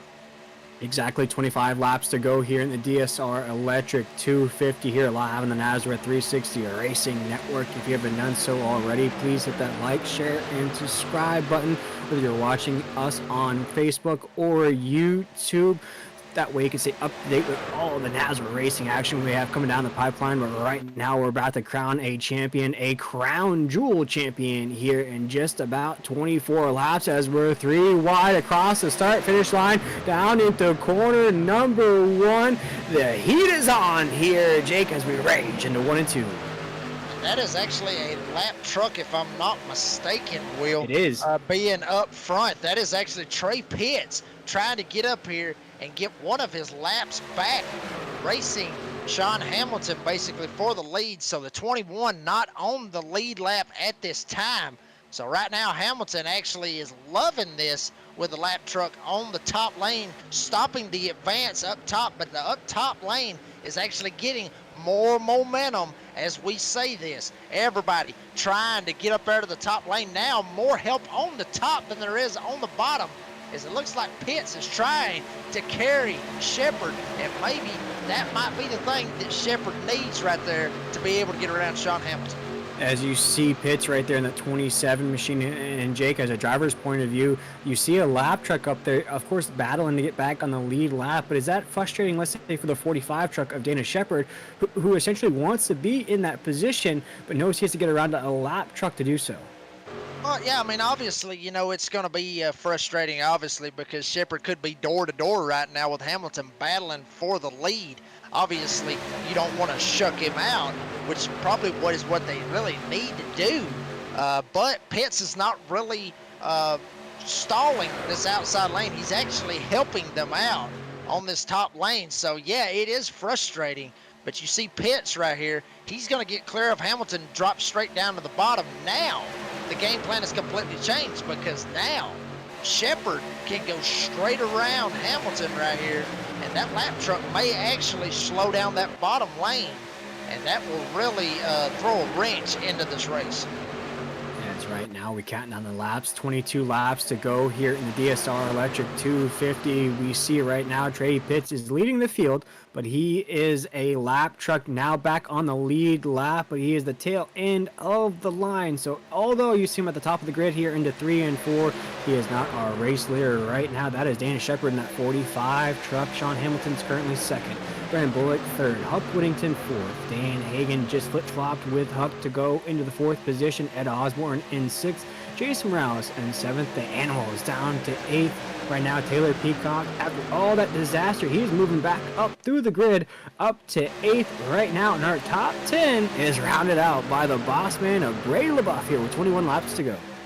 Brady actually got caught up in that big one that came off of turn number 2, but looks like that 24 truck has got some serious power still up under it. Actually, Pitts now trying, for some reason or another, he's playing blocker with both of the lanes being a lap truck. But check this out, Will. He is one lap down where he is sitting at right now. So if the caution was to come out, he will get the lucky dog and be back on the lead lap and have a shot at trying to win this race. So that's probably exactly why he's jumping back and forth blocking these lanes. But we talked about a while ago how aggravating is it with a lap truck doing that. Obviously it is in this sense right here. So I'm telling you, we still got 20 laps to go right here, but now Shepard gonna get this top lane rolling, maybe try to get around Trey Pitts.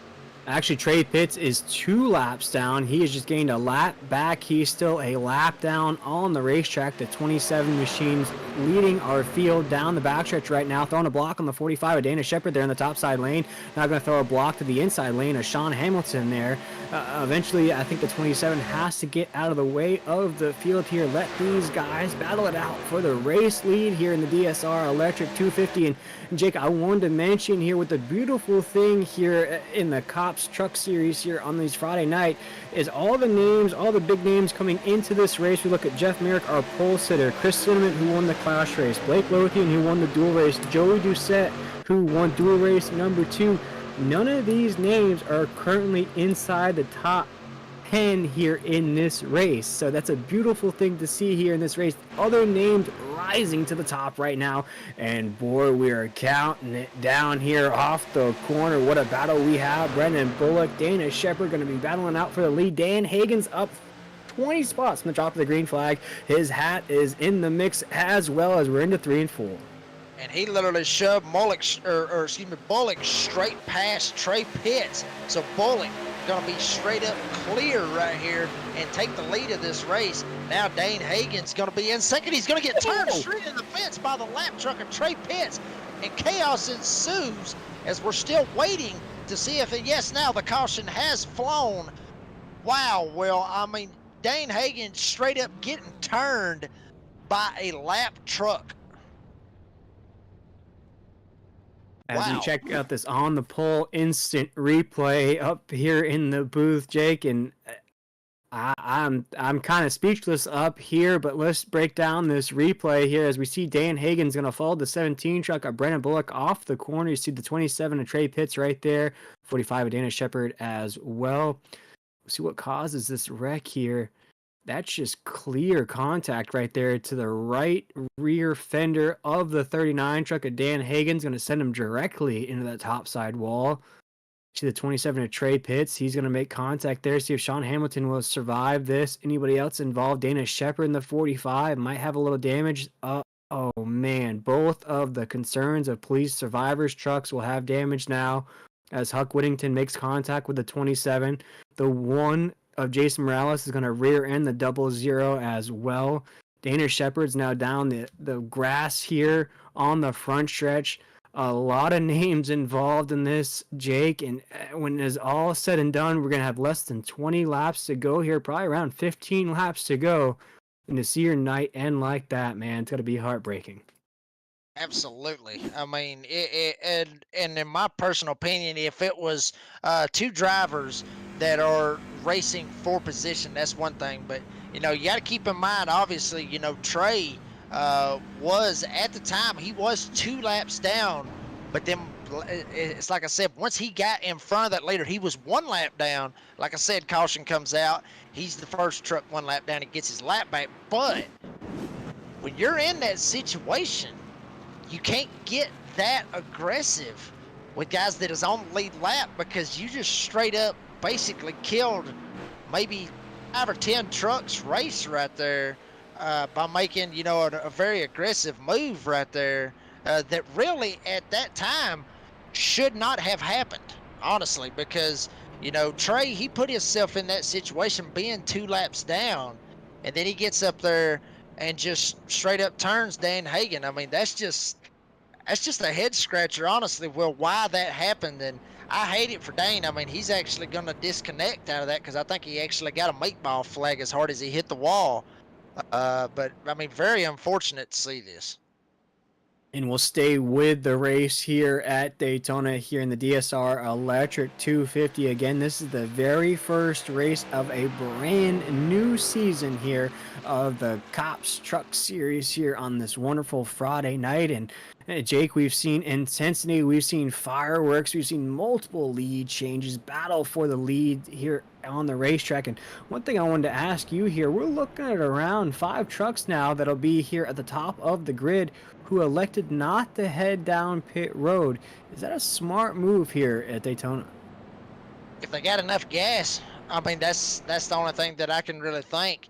They may be trying to play a little bit of a strategy, I guess you could say, you know, with the gas and everything else. But some of these other guys, they're going in and making sure that they got enough, making sure that they got enough for green, white checkers. So that's the big thing that I'm seeing out of it. Maybe some of these guys that are dipping down right here, as you've seen, going down and possibly just going in, just topping off the fuel tank. Maybe some of these guys honestly playing a strategy that I kind of like here at these super speedways, and that is you go straight to the pits where everybody else is going to pass you, so you go to the back, and then that gives you the opportunity to try and miss all the chaos that we just got through seeing. So I'm telling you right now, I mean, you know, Will, these races, honestly, they come down to basically, like I've said before, of going to a casino and basically betting on a roulette wheel. You got 30 names that's out there. Obviously, it's been shorter with some guys getting caught up in accidents, but you basically just bet on a number, spin the wheel, and see what happens. Honestly, well, I don't know if there's a clear favorite at this time, but those guys that stand out, hopefully they're going to have enough fuel, and hopefully they don't get run into any green, white checkers. Yeah, we're looking at the likes of Blake Lothian, the 43 truck. He'll be in the top position. Kyle Hess in the 86 will be second. Justin White in the 2 will be third. Devin Painter in the 99. I talked about the speed he's been showing here tonight. Maybe not one of the names we've called out a lot, but very fast on the racetrack. He'll roll off 4th here on the drop of the green flag. Ron Hunter 5th. We also look at Keith Bradley 6th. Brendan Bullock 7th. Ed Osborne 8th. Joey Doucette 9th. And Cody Knott will round out our top 10 when this green flag flies. Jake, I cannot wait. It has been an amazing night so far. Of course, this is how it's gonna be to kick off this Friday night series here as Blake Lothian, that 43 truck, he'll go side by side with Kyle Hess in that 86. He has big movers behind him. Justin White up 20 spots from the drop of the green flag. Devin Painter up 26 spots from the drop of the green flag. They will have a few more positions to go if they want to take the checkered flag here tonight in the DSR Electric 250. But let's get this thing rocking and rolling once again as Blake Lothian, the 43 truck, will roar in the field across that start finish line down in the corner number 1. Lothian's going to get away very, very cleanly with the lead. Justin White going to be right behind him as well.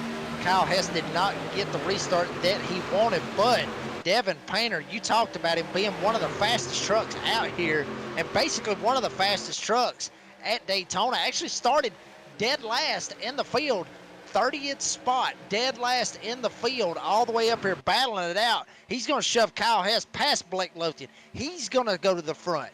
So it's going to be Kyle Hess, Devin Painter, and check it out, right behind him, the animal, Keith Bradley.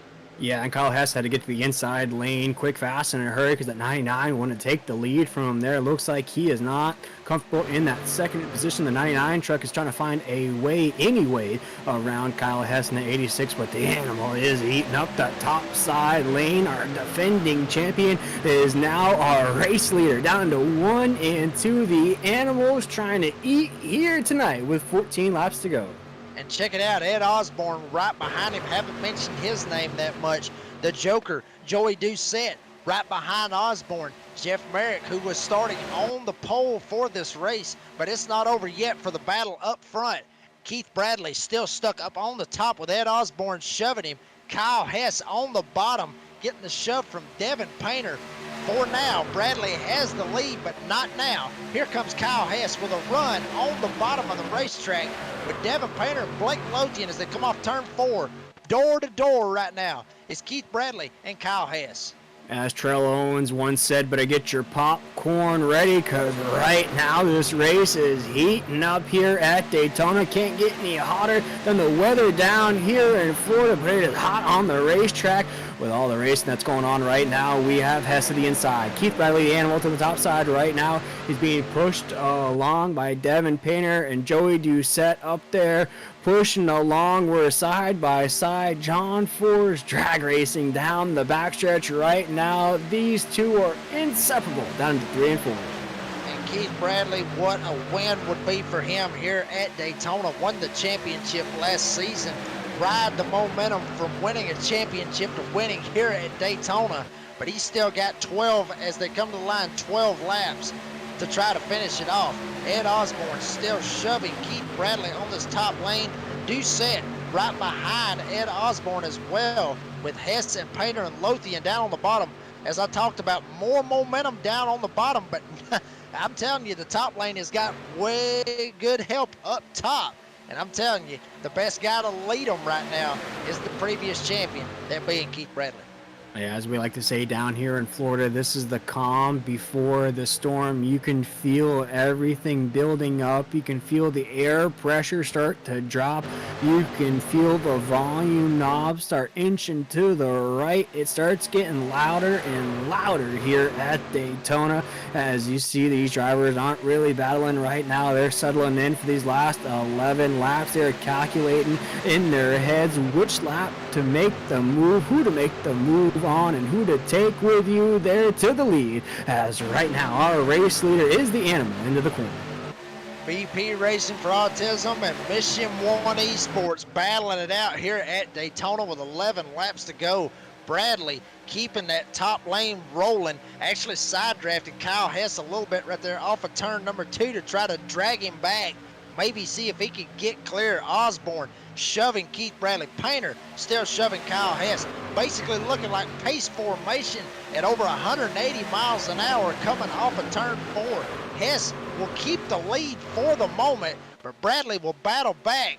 I'm telling you, it's going to be a dead heat right here at the line. 10 laps to go. Yeah, Devin Painter in the 99 machine, racing at a high line, racing a brand new team this season. No better way to kick off the season, to get the first victory for that brand new team here right now. The 99 trying to make it happen. He is door to door with Ed Osborne for the 3rd position right now. They are behind our leaders of Keith Bradley and Kyle Hess, who are still side by side on the racetrack, Jake. But you see what that's causing behind them. Everybody's inching. Everybody's trying to eat. Everybody's trying to take the checkered flag right now as we're around 3 and 4. Coming off 4, they're actually going to catch a lap truck, which is really going to throw everything into a complete curveball. That being Michael McKinnon. He is actually that lap truck. He'll stay straight up against the wall, let everybody be able to get by. 9 laps to go right here. Bradley got his teammate Ed Osborne for Mission 1 Esports trying to roll this top and see if they can get around Hess. You see Bradley come down, give a little side draft, maybe try to pull Hess back as much as he can. But I'm telling you, 2 by 2 by 2 by 2, all the way back through the field. Looks like everybody's starting to get squirrely back there. You're starting to see waves and a wave pool right there. Just as you wait for that next wave to come out of the system, you see everybody start to move a little bit in that pool, Jake. That's exactly what we saw there down the backstretch. Everybody started to move with the waves, if you will. Just then off the corner, we just saw it now off of 4. That's going to be a recipe for a disaster. Watch out for that as we come off of corner number 2 here as we enter 1. As Joey Doucette hits the topside wall, he makes contact. We have a wreck happening right now in the entry of 1. Wow, big wreck right here coming out of the tri-oval. That all happened right there when Jeff Merrick in the 60 jumped straight up and got straight into Joey Doucette and sent him straight into the fence, and everybody behind him scattered trying to get around Joey Doucette. We'll check out this on the pole instant replay here on the Nazareth 360 Racing Network, and boy, that just happened so fast there, Jake. It is just hard to see what exactly happened there. It's just, I sort of saw it when we came off of 2 onto that backstretch here. The field didn't like the exit of the corner. Saw it again off of 4. The field wasn't feeling the exit of the corner once again, and you just see the ripple effect of drivers being uncomfortable off that corner. Yeah, I mean, everybody just kind of stacked up right there, and you see there was a third lane that was starting to work on that outside lane, and Merrick saw that and was going to jump up and try to get some help on that top lane, maybe try to get them going 3 wide. Obviously, coming down right here to almost 5 laps to go, everybody trying to get every inch that they possibly can, but I'm telling you right now, that's a heartbreak right there for Joey Doucette. Basically had the top 3 guys in the top lane was all Mission 1 Esports, that being Bradley, Osborne, and Doucette. And wow, I mean, I'm telling you that we talked about intensity ramping up here at Daytona. I'm telling you right now, when we go back green, it's fixing to get a whole lot hotter. And you see it right there from the number 16, Joey Doucette, the Joker here tonight. And you see exactly what happens. He might be the best truck of all. He might take the most damage there on the outside of his truck. But other than that, Jake, he might still be rocking and rolling here tonight. Doesn't look like a lot of damage out of that. But if we could here up in the booth, if we could maybe rewind just a little bit to where we were coming off of 2 before all of that unfolded, and you can kind of look at what I was mentioning there of how the field seemed to be uncomfortable just off of 2 onto that backstretch there. We're going to rewind it just a little bit here, and you almost see the same thing coming off of 3 and 4 here, and you'll watch here, Jake, as we come off of 2, the field's going to get very bundled up and very bunched up. Watch right here as we come off of corner number 2. The field gets very, very uncomfortable. You see it right there. Everybody starts to scatter off of 2. That's just going to send an accordion effect, a domino effect into 3 and 4. None of these drivers are comfortable in the draft. None of them are feeling their positions. We go into 3 and 4 already discombobulated. You come off with 3 and 4, and you see the same thing again, Jake. Off of 4, the field just comes together like an accordion. Nobody's comfortable in this draft, and that's when you start to see those dominoes start to fall. Yep, and then that's exactly, you see it right there. That's when people started making moves to the outside, and it's like I said, the intensity just started ramping up more and more, and you talked about it right there, Will. Great point. All of it started basically a lap before it actually happened, and I think all of that had to do with the stacking up, the checkups that these drivers were making on the top lane, even on the bottom lane. Everybody just staying real tight packed, and those checkups are gonna happen here at super speedways like Daytona, Talladega, even Atlanta Super Speedway that we'll see later on in the season. It's typical super speedway racing with the checking up that these guys are doing, trying not to run one another over. And then, at some point, you're tired of checking up. You just got to jump to the outside and you just got to go. As the field goes back together here, we'll watch the pace truck lead us around one more time. Lights are still on here in the DSR Electric 250. We're going to have less than 5 laps to go, folks. So if you don't have that drink, if you don't have that snack just yet, we invite you to go grab that before we go green flag racing once again. We also want to thank everybody for tuning in here tonight. Your support makes these races even more exciting, makes our job a lot easier to know. You folks at home are loving the show here. You're tuning in to what we like to what we like to call extraordinary racing every single week, Jake. It seems like every single week we have photo finishes. We have drivers that are battling out to the line every single race. I don't think we've called a race where it's been a huge gap between the leader and the rest of the field. Every single race, from what I can remember here in the Nazareth 360 Racing Network, has been very close, very intense, and very competitive throughout. As right now, with 5 laps to go, somebody's going to take that cash, Jake. Somebody's going to take that laser engraved trophy as well. Boy, that thing is beautiful. Can't wait to put that. I wish I could put that on my mantle at home, Jake. But one of these drivers will get that trophy here tonight. Will it be the 86 of Kyle Hess? Will it be our defending champion Keith Bradley? Will it be the 42 of Ed Osborne? Will it be the 99 of Devin Painter? Or it could be the 2 of Justin White. We are just merely 2 corners away from seeing, with 5 laps to go here in this race, fireworks are about to be set off. And you mentioned guys up in that top 6, but don't count out Brady LaBeouf. Don't count out Ron Hunter sitting 7th and 8th. Jason Morales is going to be 9th, and Stephen Thomas 10th, or even some of these guys like Huck Wigington back here in the 14th spot. Anything can happen and will happen here at Daytona. We've seen some of the craziest finishes for the C.O.P.S Truck Series, and I'm telling you right now, I wouldn't count out anybody that's still on the lead lap. Anybody on the lead lap still got a shot to win this race, but I'm going to tell you, they better, everybody keep your eye on this top lane right here with Keith Bradley, Ed Osborne, Mission 1 Esports up here in this top lane. Keith Bradley, the defending champion as well. But don't count out Kyle Hess. I talked to him before the season started. He has got a lot of confidence going into this season. It's going to be a good one. Well, it all comes down to this. The green flag is in the air. Kyle Hess and the Animal will take the drop of the green flag down in the corner number 1 with 4 laps to go.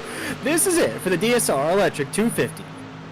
Hess going to be able to get clear of Keith Bradley. Now Painter will go side by side with Bradley. Lothian going to be right up Painter's back bumper. Basically a 3-car tandem coming off of turn number 2 with Ed Osborne still shoving Keith Bradley. 5-truck breakaway down the backstretch as they're still waiting on Justin White and others back here in the back trying to catch up. A lot of slicing and dicing going on here at the front of the field. Slicing and dicing indeed right now as the Animal's trying to lead the charge. Ed Osborne's right behind him in that 42 truck. Kyle Hess is trying to hold it down on the inside lane. He makes contact though. They keep it clean. They keep it all together as we'll come across the line. We'll make it 3 laps to go. Throw up those 3s. Rest in peace to Dale Earnhardt, as right now Keith Bradley, the Animal, is our race leader into 1 and 2.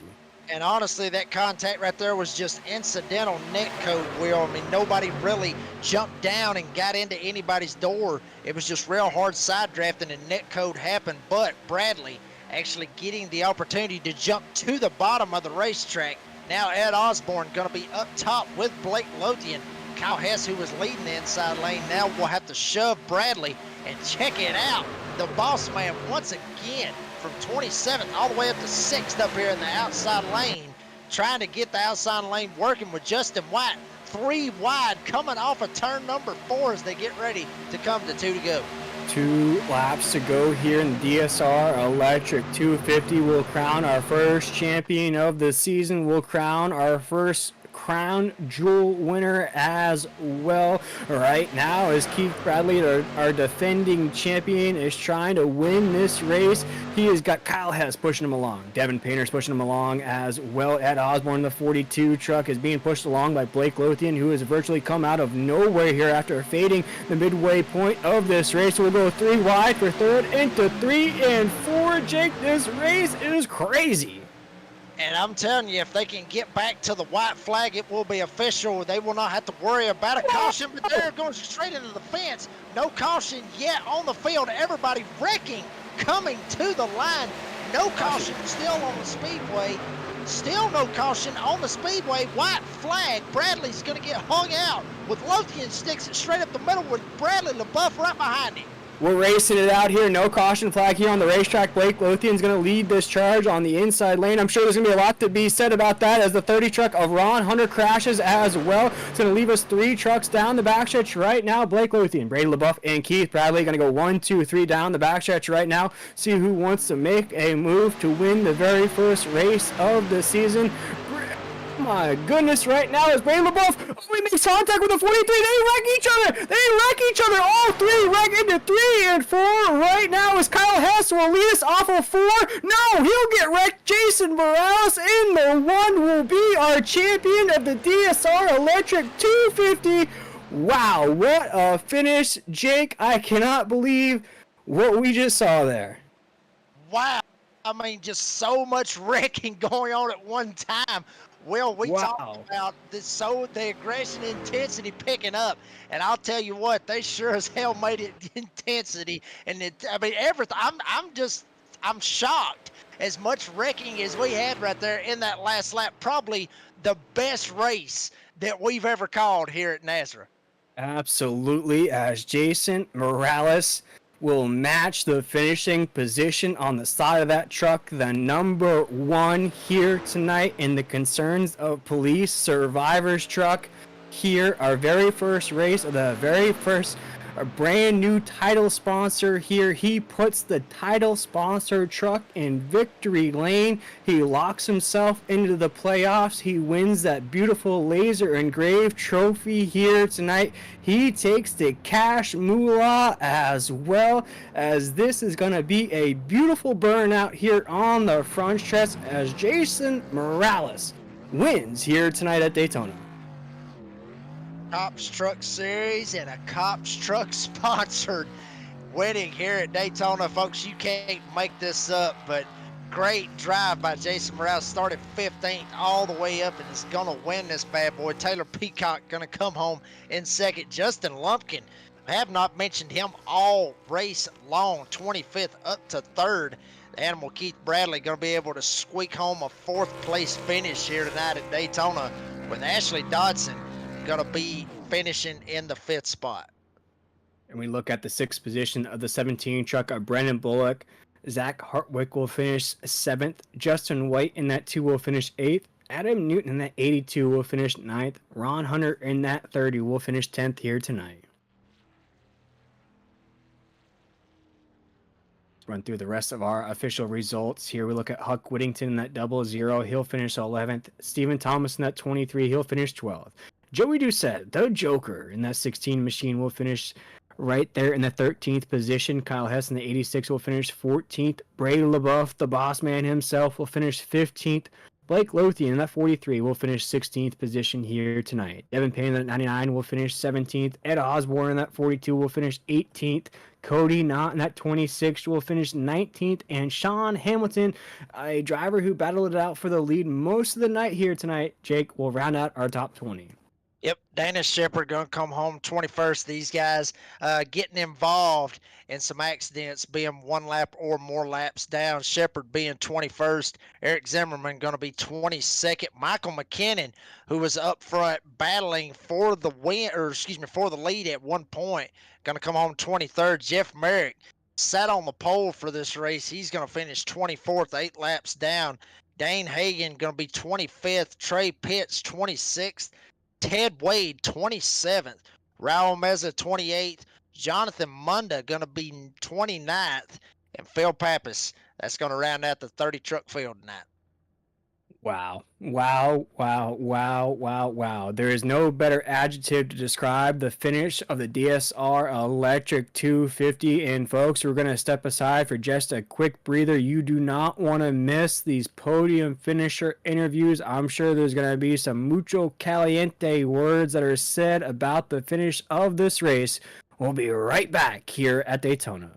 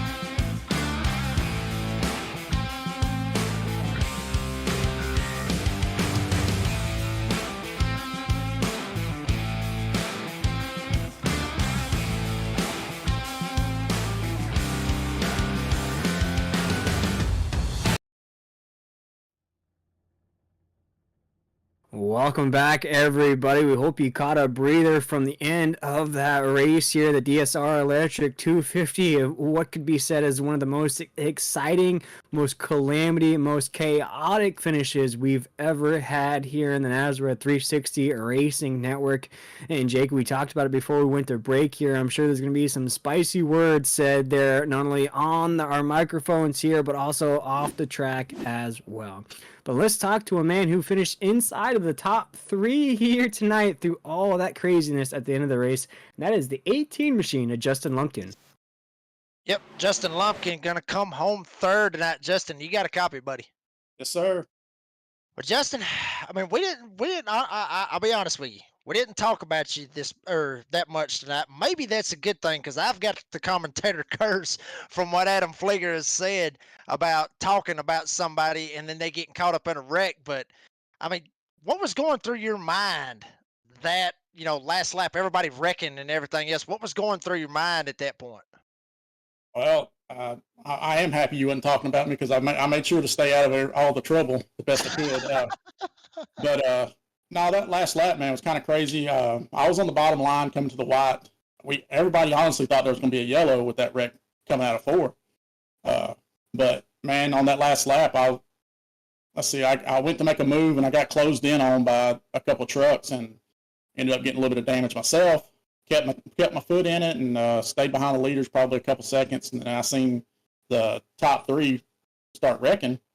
So I just kept my foot in it, and I had a clear line, and then I think Brady Gravity pulled his truck down in front of me, and I just happened to dodge it. I basically Tokyo drifted through 4 and was able to pass Bradley, and then almost got Taylor, but I couldn't get him by the line.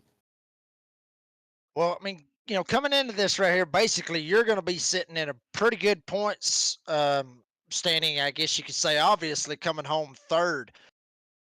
Does this build momentum? I mean, or does it build momentum for, maybe the next couple of races? Because I'm actually looking for the schedule right now, and actually the next race is going to be Vegas.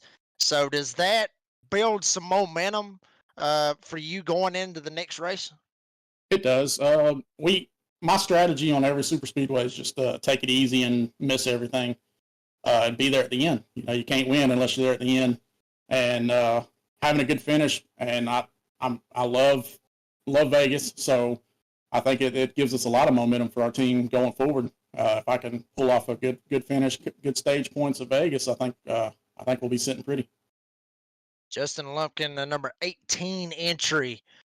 From Corinth, Mississippi, if I'm not missing that, believe it or not. Yeah, Corinth, Mississippi. Coming home third, Justin, you got anybody that you want to thank that made this possible tonight? First off, I want to thank the team sponsors, DSR Electric. They come on last season and they've been huge for Team Swim and all the guys here. Millie's Restaurant and Catering, they're on my truck this year. Darren's Nail Gun Repair, Ladanco, A's Lawn and Landscaping, Jersey Smoke, all the team sponsors, and then the league sponsors, C.O.P.S, Nazareth, and you guys here at Nazareth 360 Broadcasting. And I got to thank my mom and dad for always watching, and then my girlfriend Kara, our 2 boys, Hendrix and Shep, and then Kara's mother, I know, was watching too, Rhonda. I want to thank them for being fans and checking out the show. Gotta thank them fans, man. I mean, that's what that's what we all drive for, is for the fans and for the sponsors. But Justin Lumpkin coming home third. We'll see you at Vegas next week, bud. Thank you, sir.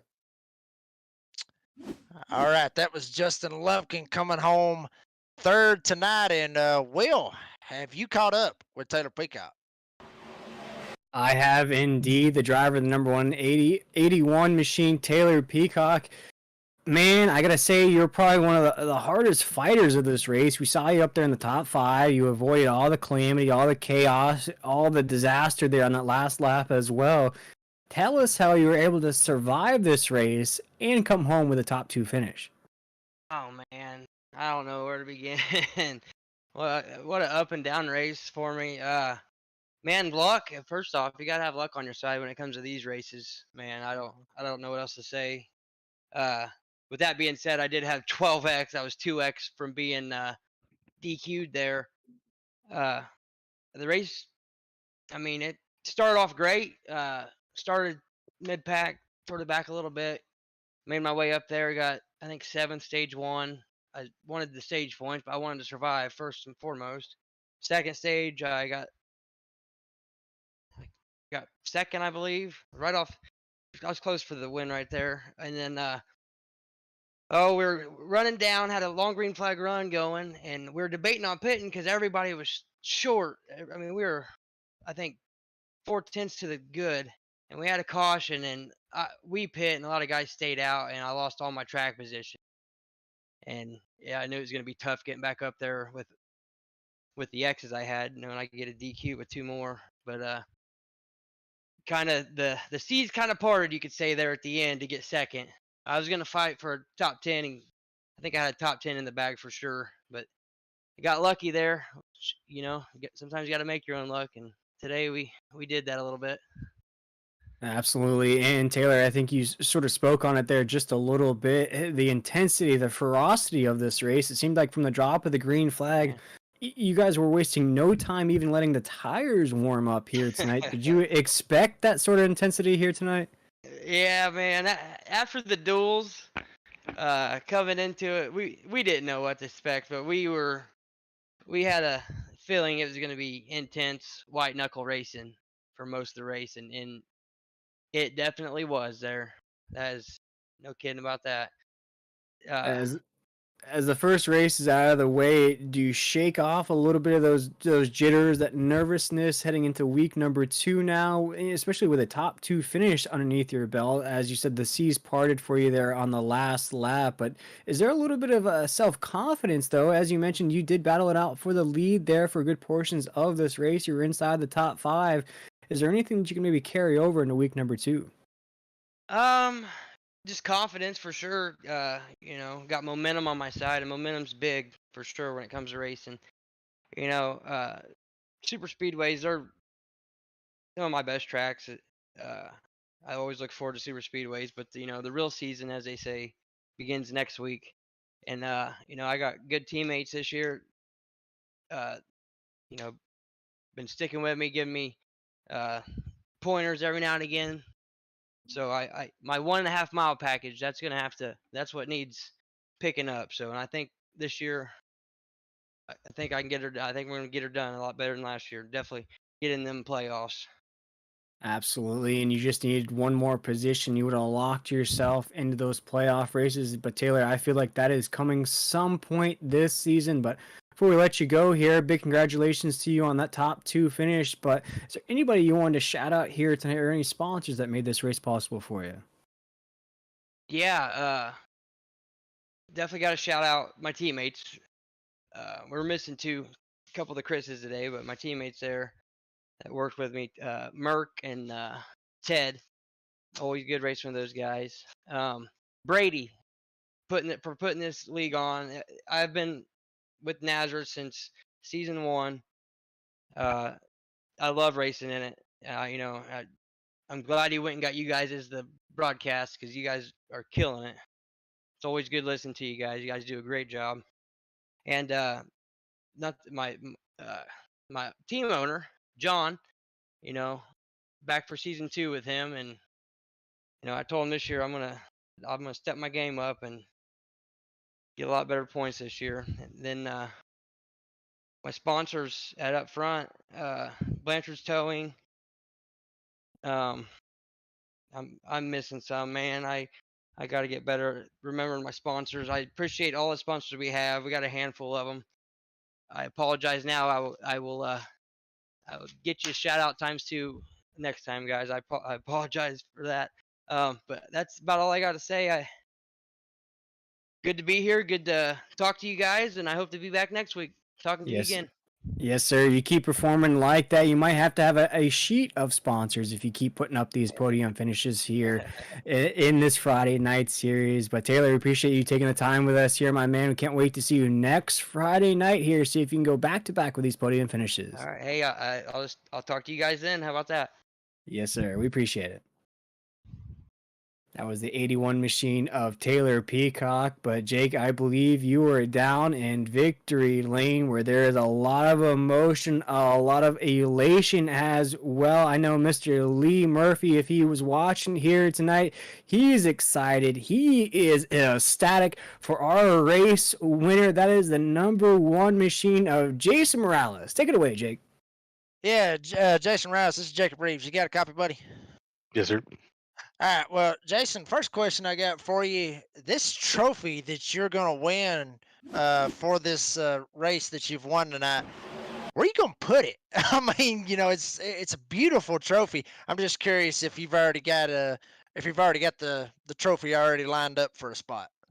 Yeah, man, it's beautiful. And it's going to be going right in my office, right there. I can see it every day at work. Sounds like a plan, man. Be able to show it off for all your coworkers. Well, Jason, you got the C.O.P.S sponsor, which is the title sponsor for the series. What's it like to be able to drive, I guess you could say, a C.O.P.S truck and then win the very first race for the C.O.P.S truck series? What does that mean?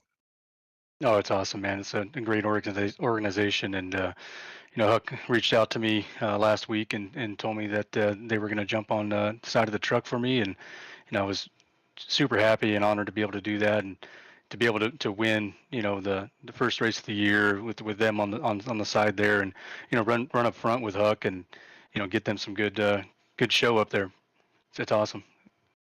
All right. So now two questions. There's a two-part question. This one, going into that last lap, everything that happened on that last lap, what was your mindset? And then taking this win, going to Vegas next week, what's it gonna? I mean, are you gonna race any differently going to Vegas, knowing that you're 100% locked into the playoffs? Yeah, so I'm just running part-time here. Oh, that's right. I wanted to fill a team out. We have a Highline racing on Mondays, and really wanted to bring it over to Fridays. So I'm just gonna just be joining a few races here and there.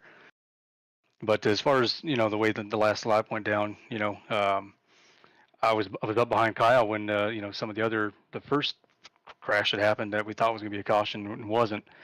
And I was just going to stay behind him and try to get him pushed up to the front. And then the seas parted again, and him and I are nose to tail and saw the opportunity, went down. I didn't think we were going to make contact, and God, I've watched that replay probably 30 times already. I hate it for Kyle. I have a ton of respect for Kyle. We've raced each other clean all the time, and certainly didn't want my first win to come with any kind of controversy like that. Jason Morales, you're able to come home with that beautiful trophy, be able to put it right smack dab in your office, be able to brag to everybody at work that you won this race here tonight at Daytona. But before we let you go, Jason, you got anybody that you want to thank that made this possible? Yes, sir. Number one, Lee Murphy for coming on board with the league and sponsoring the series and jumping on the side of my truck. And again, honor to drive it and honor to winning it. And all the guys at Nazareth, you guys always do a fantastic job. Highline Racing, the guys, we had a great plan tonight. We stuck together real well.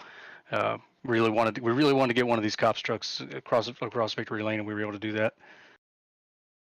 Jason Mraz, he will take the win tonight in the #1 C.O.P.S Chevrolet. So, Jason, we appreciate your time, and hopefully we'll see you down the road, bud.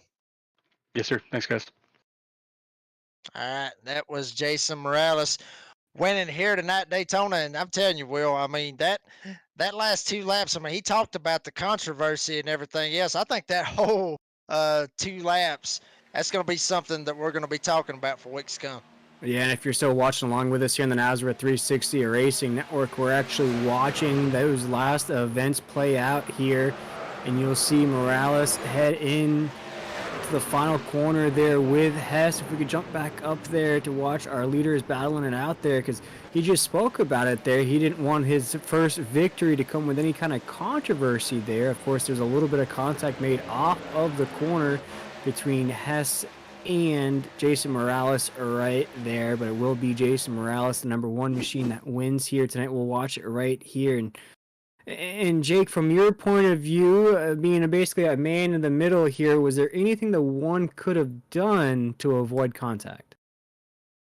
Uh, well, Kyle left the bottom open just a little bit, and Jason kind of stuck it in there, which is what he's supposed to do. I mean, you're coming to the checkered flag at Daytona. You got to do what you got to do to get there. And I mean, he's right. He helped Kyle all the way up through there, but Jason, he may have had, maybe a little bit of an inch, but it looked like he came down and then came back up.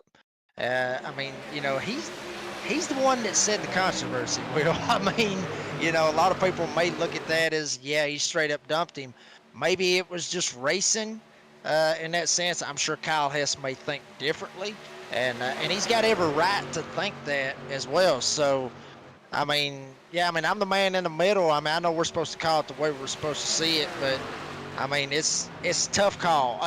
The only person that knows 100% right there, Will, is Jason Morales, and he knows whether or not he dumped him on purpose or it was just an accident.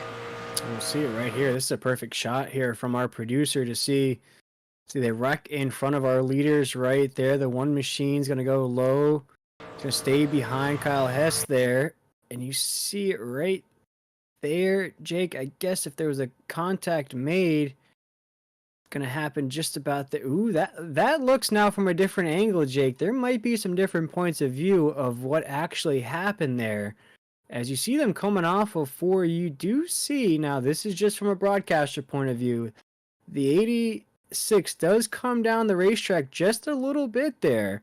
Whether it was to block the 1 or to hold down that inside lane, there was movement from the high side to the low side of the racetrack right there. But through all of that, it has been an exciting night. We'll watch it here once again. And Jake, if you see that slight movement from that 86 machine down the racetrack just a little bit, that might be that contact what we saw.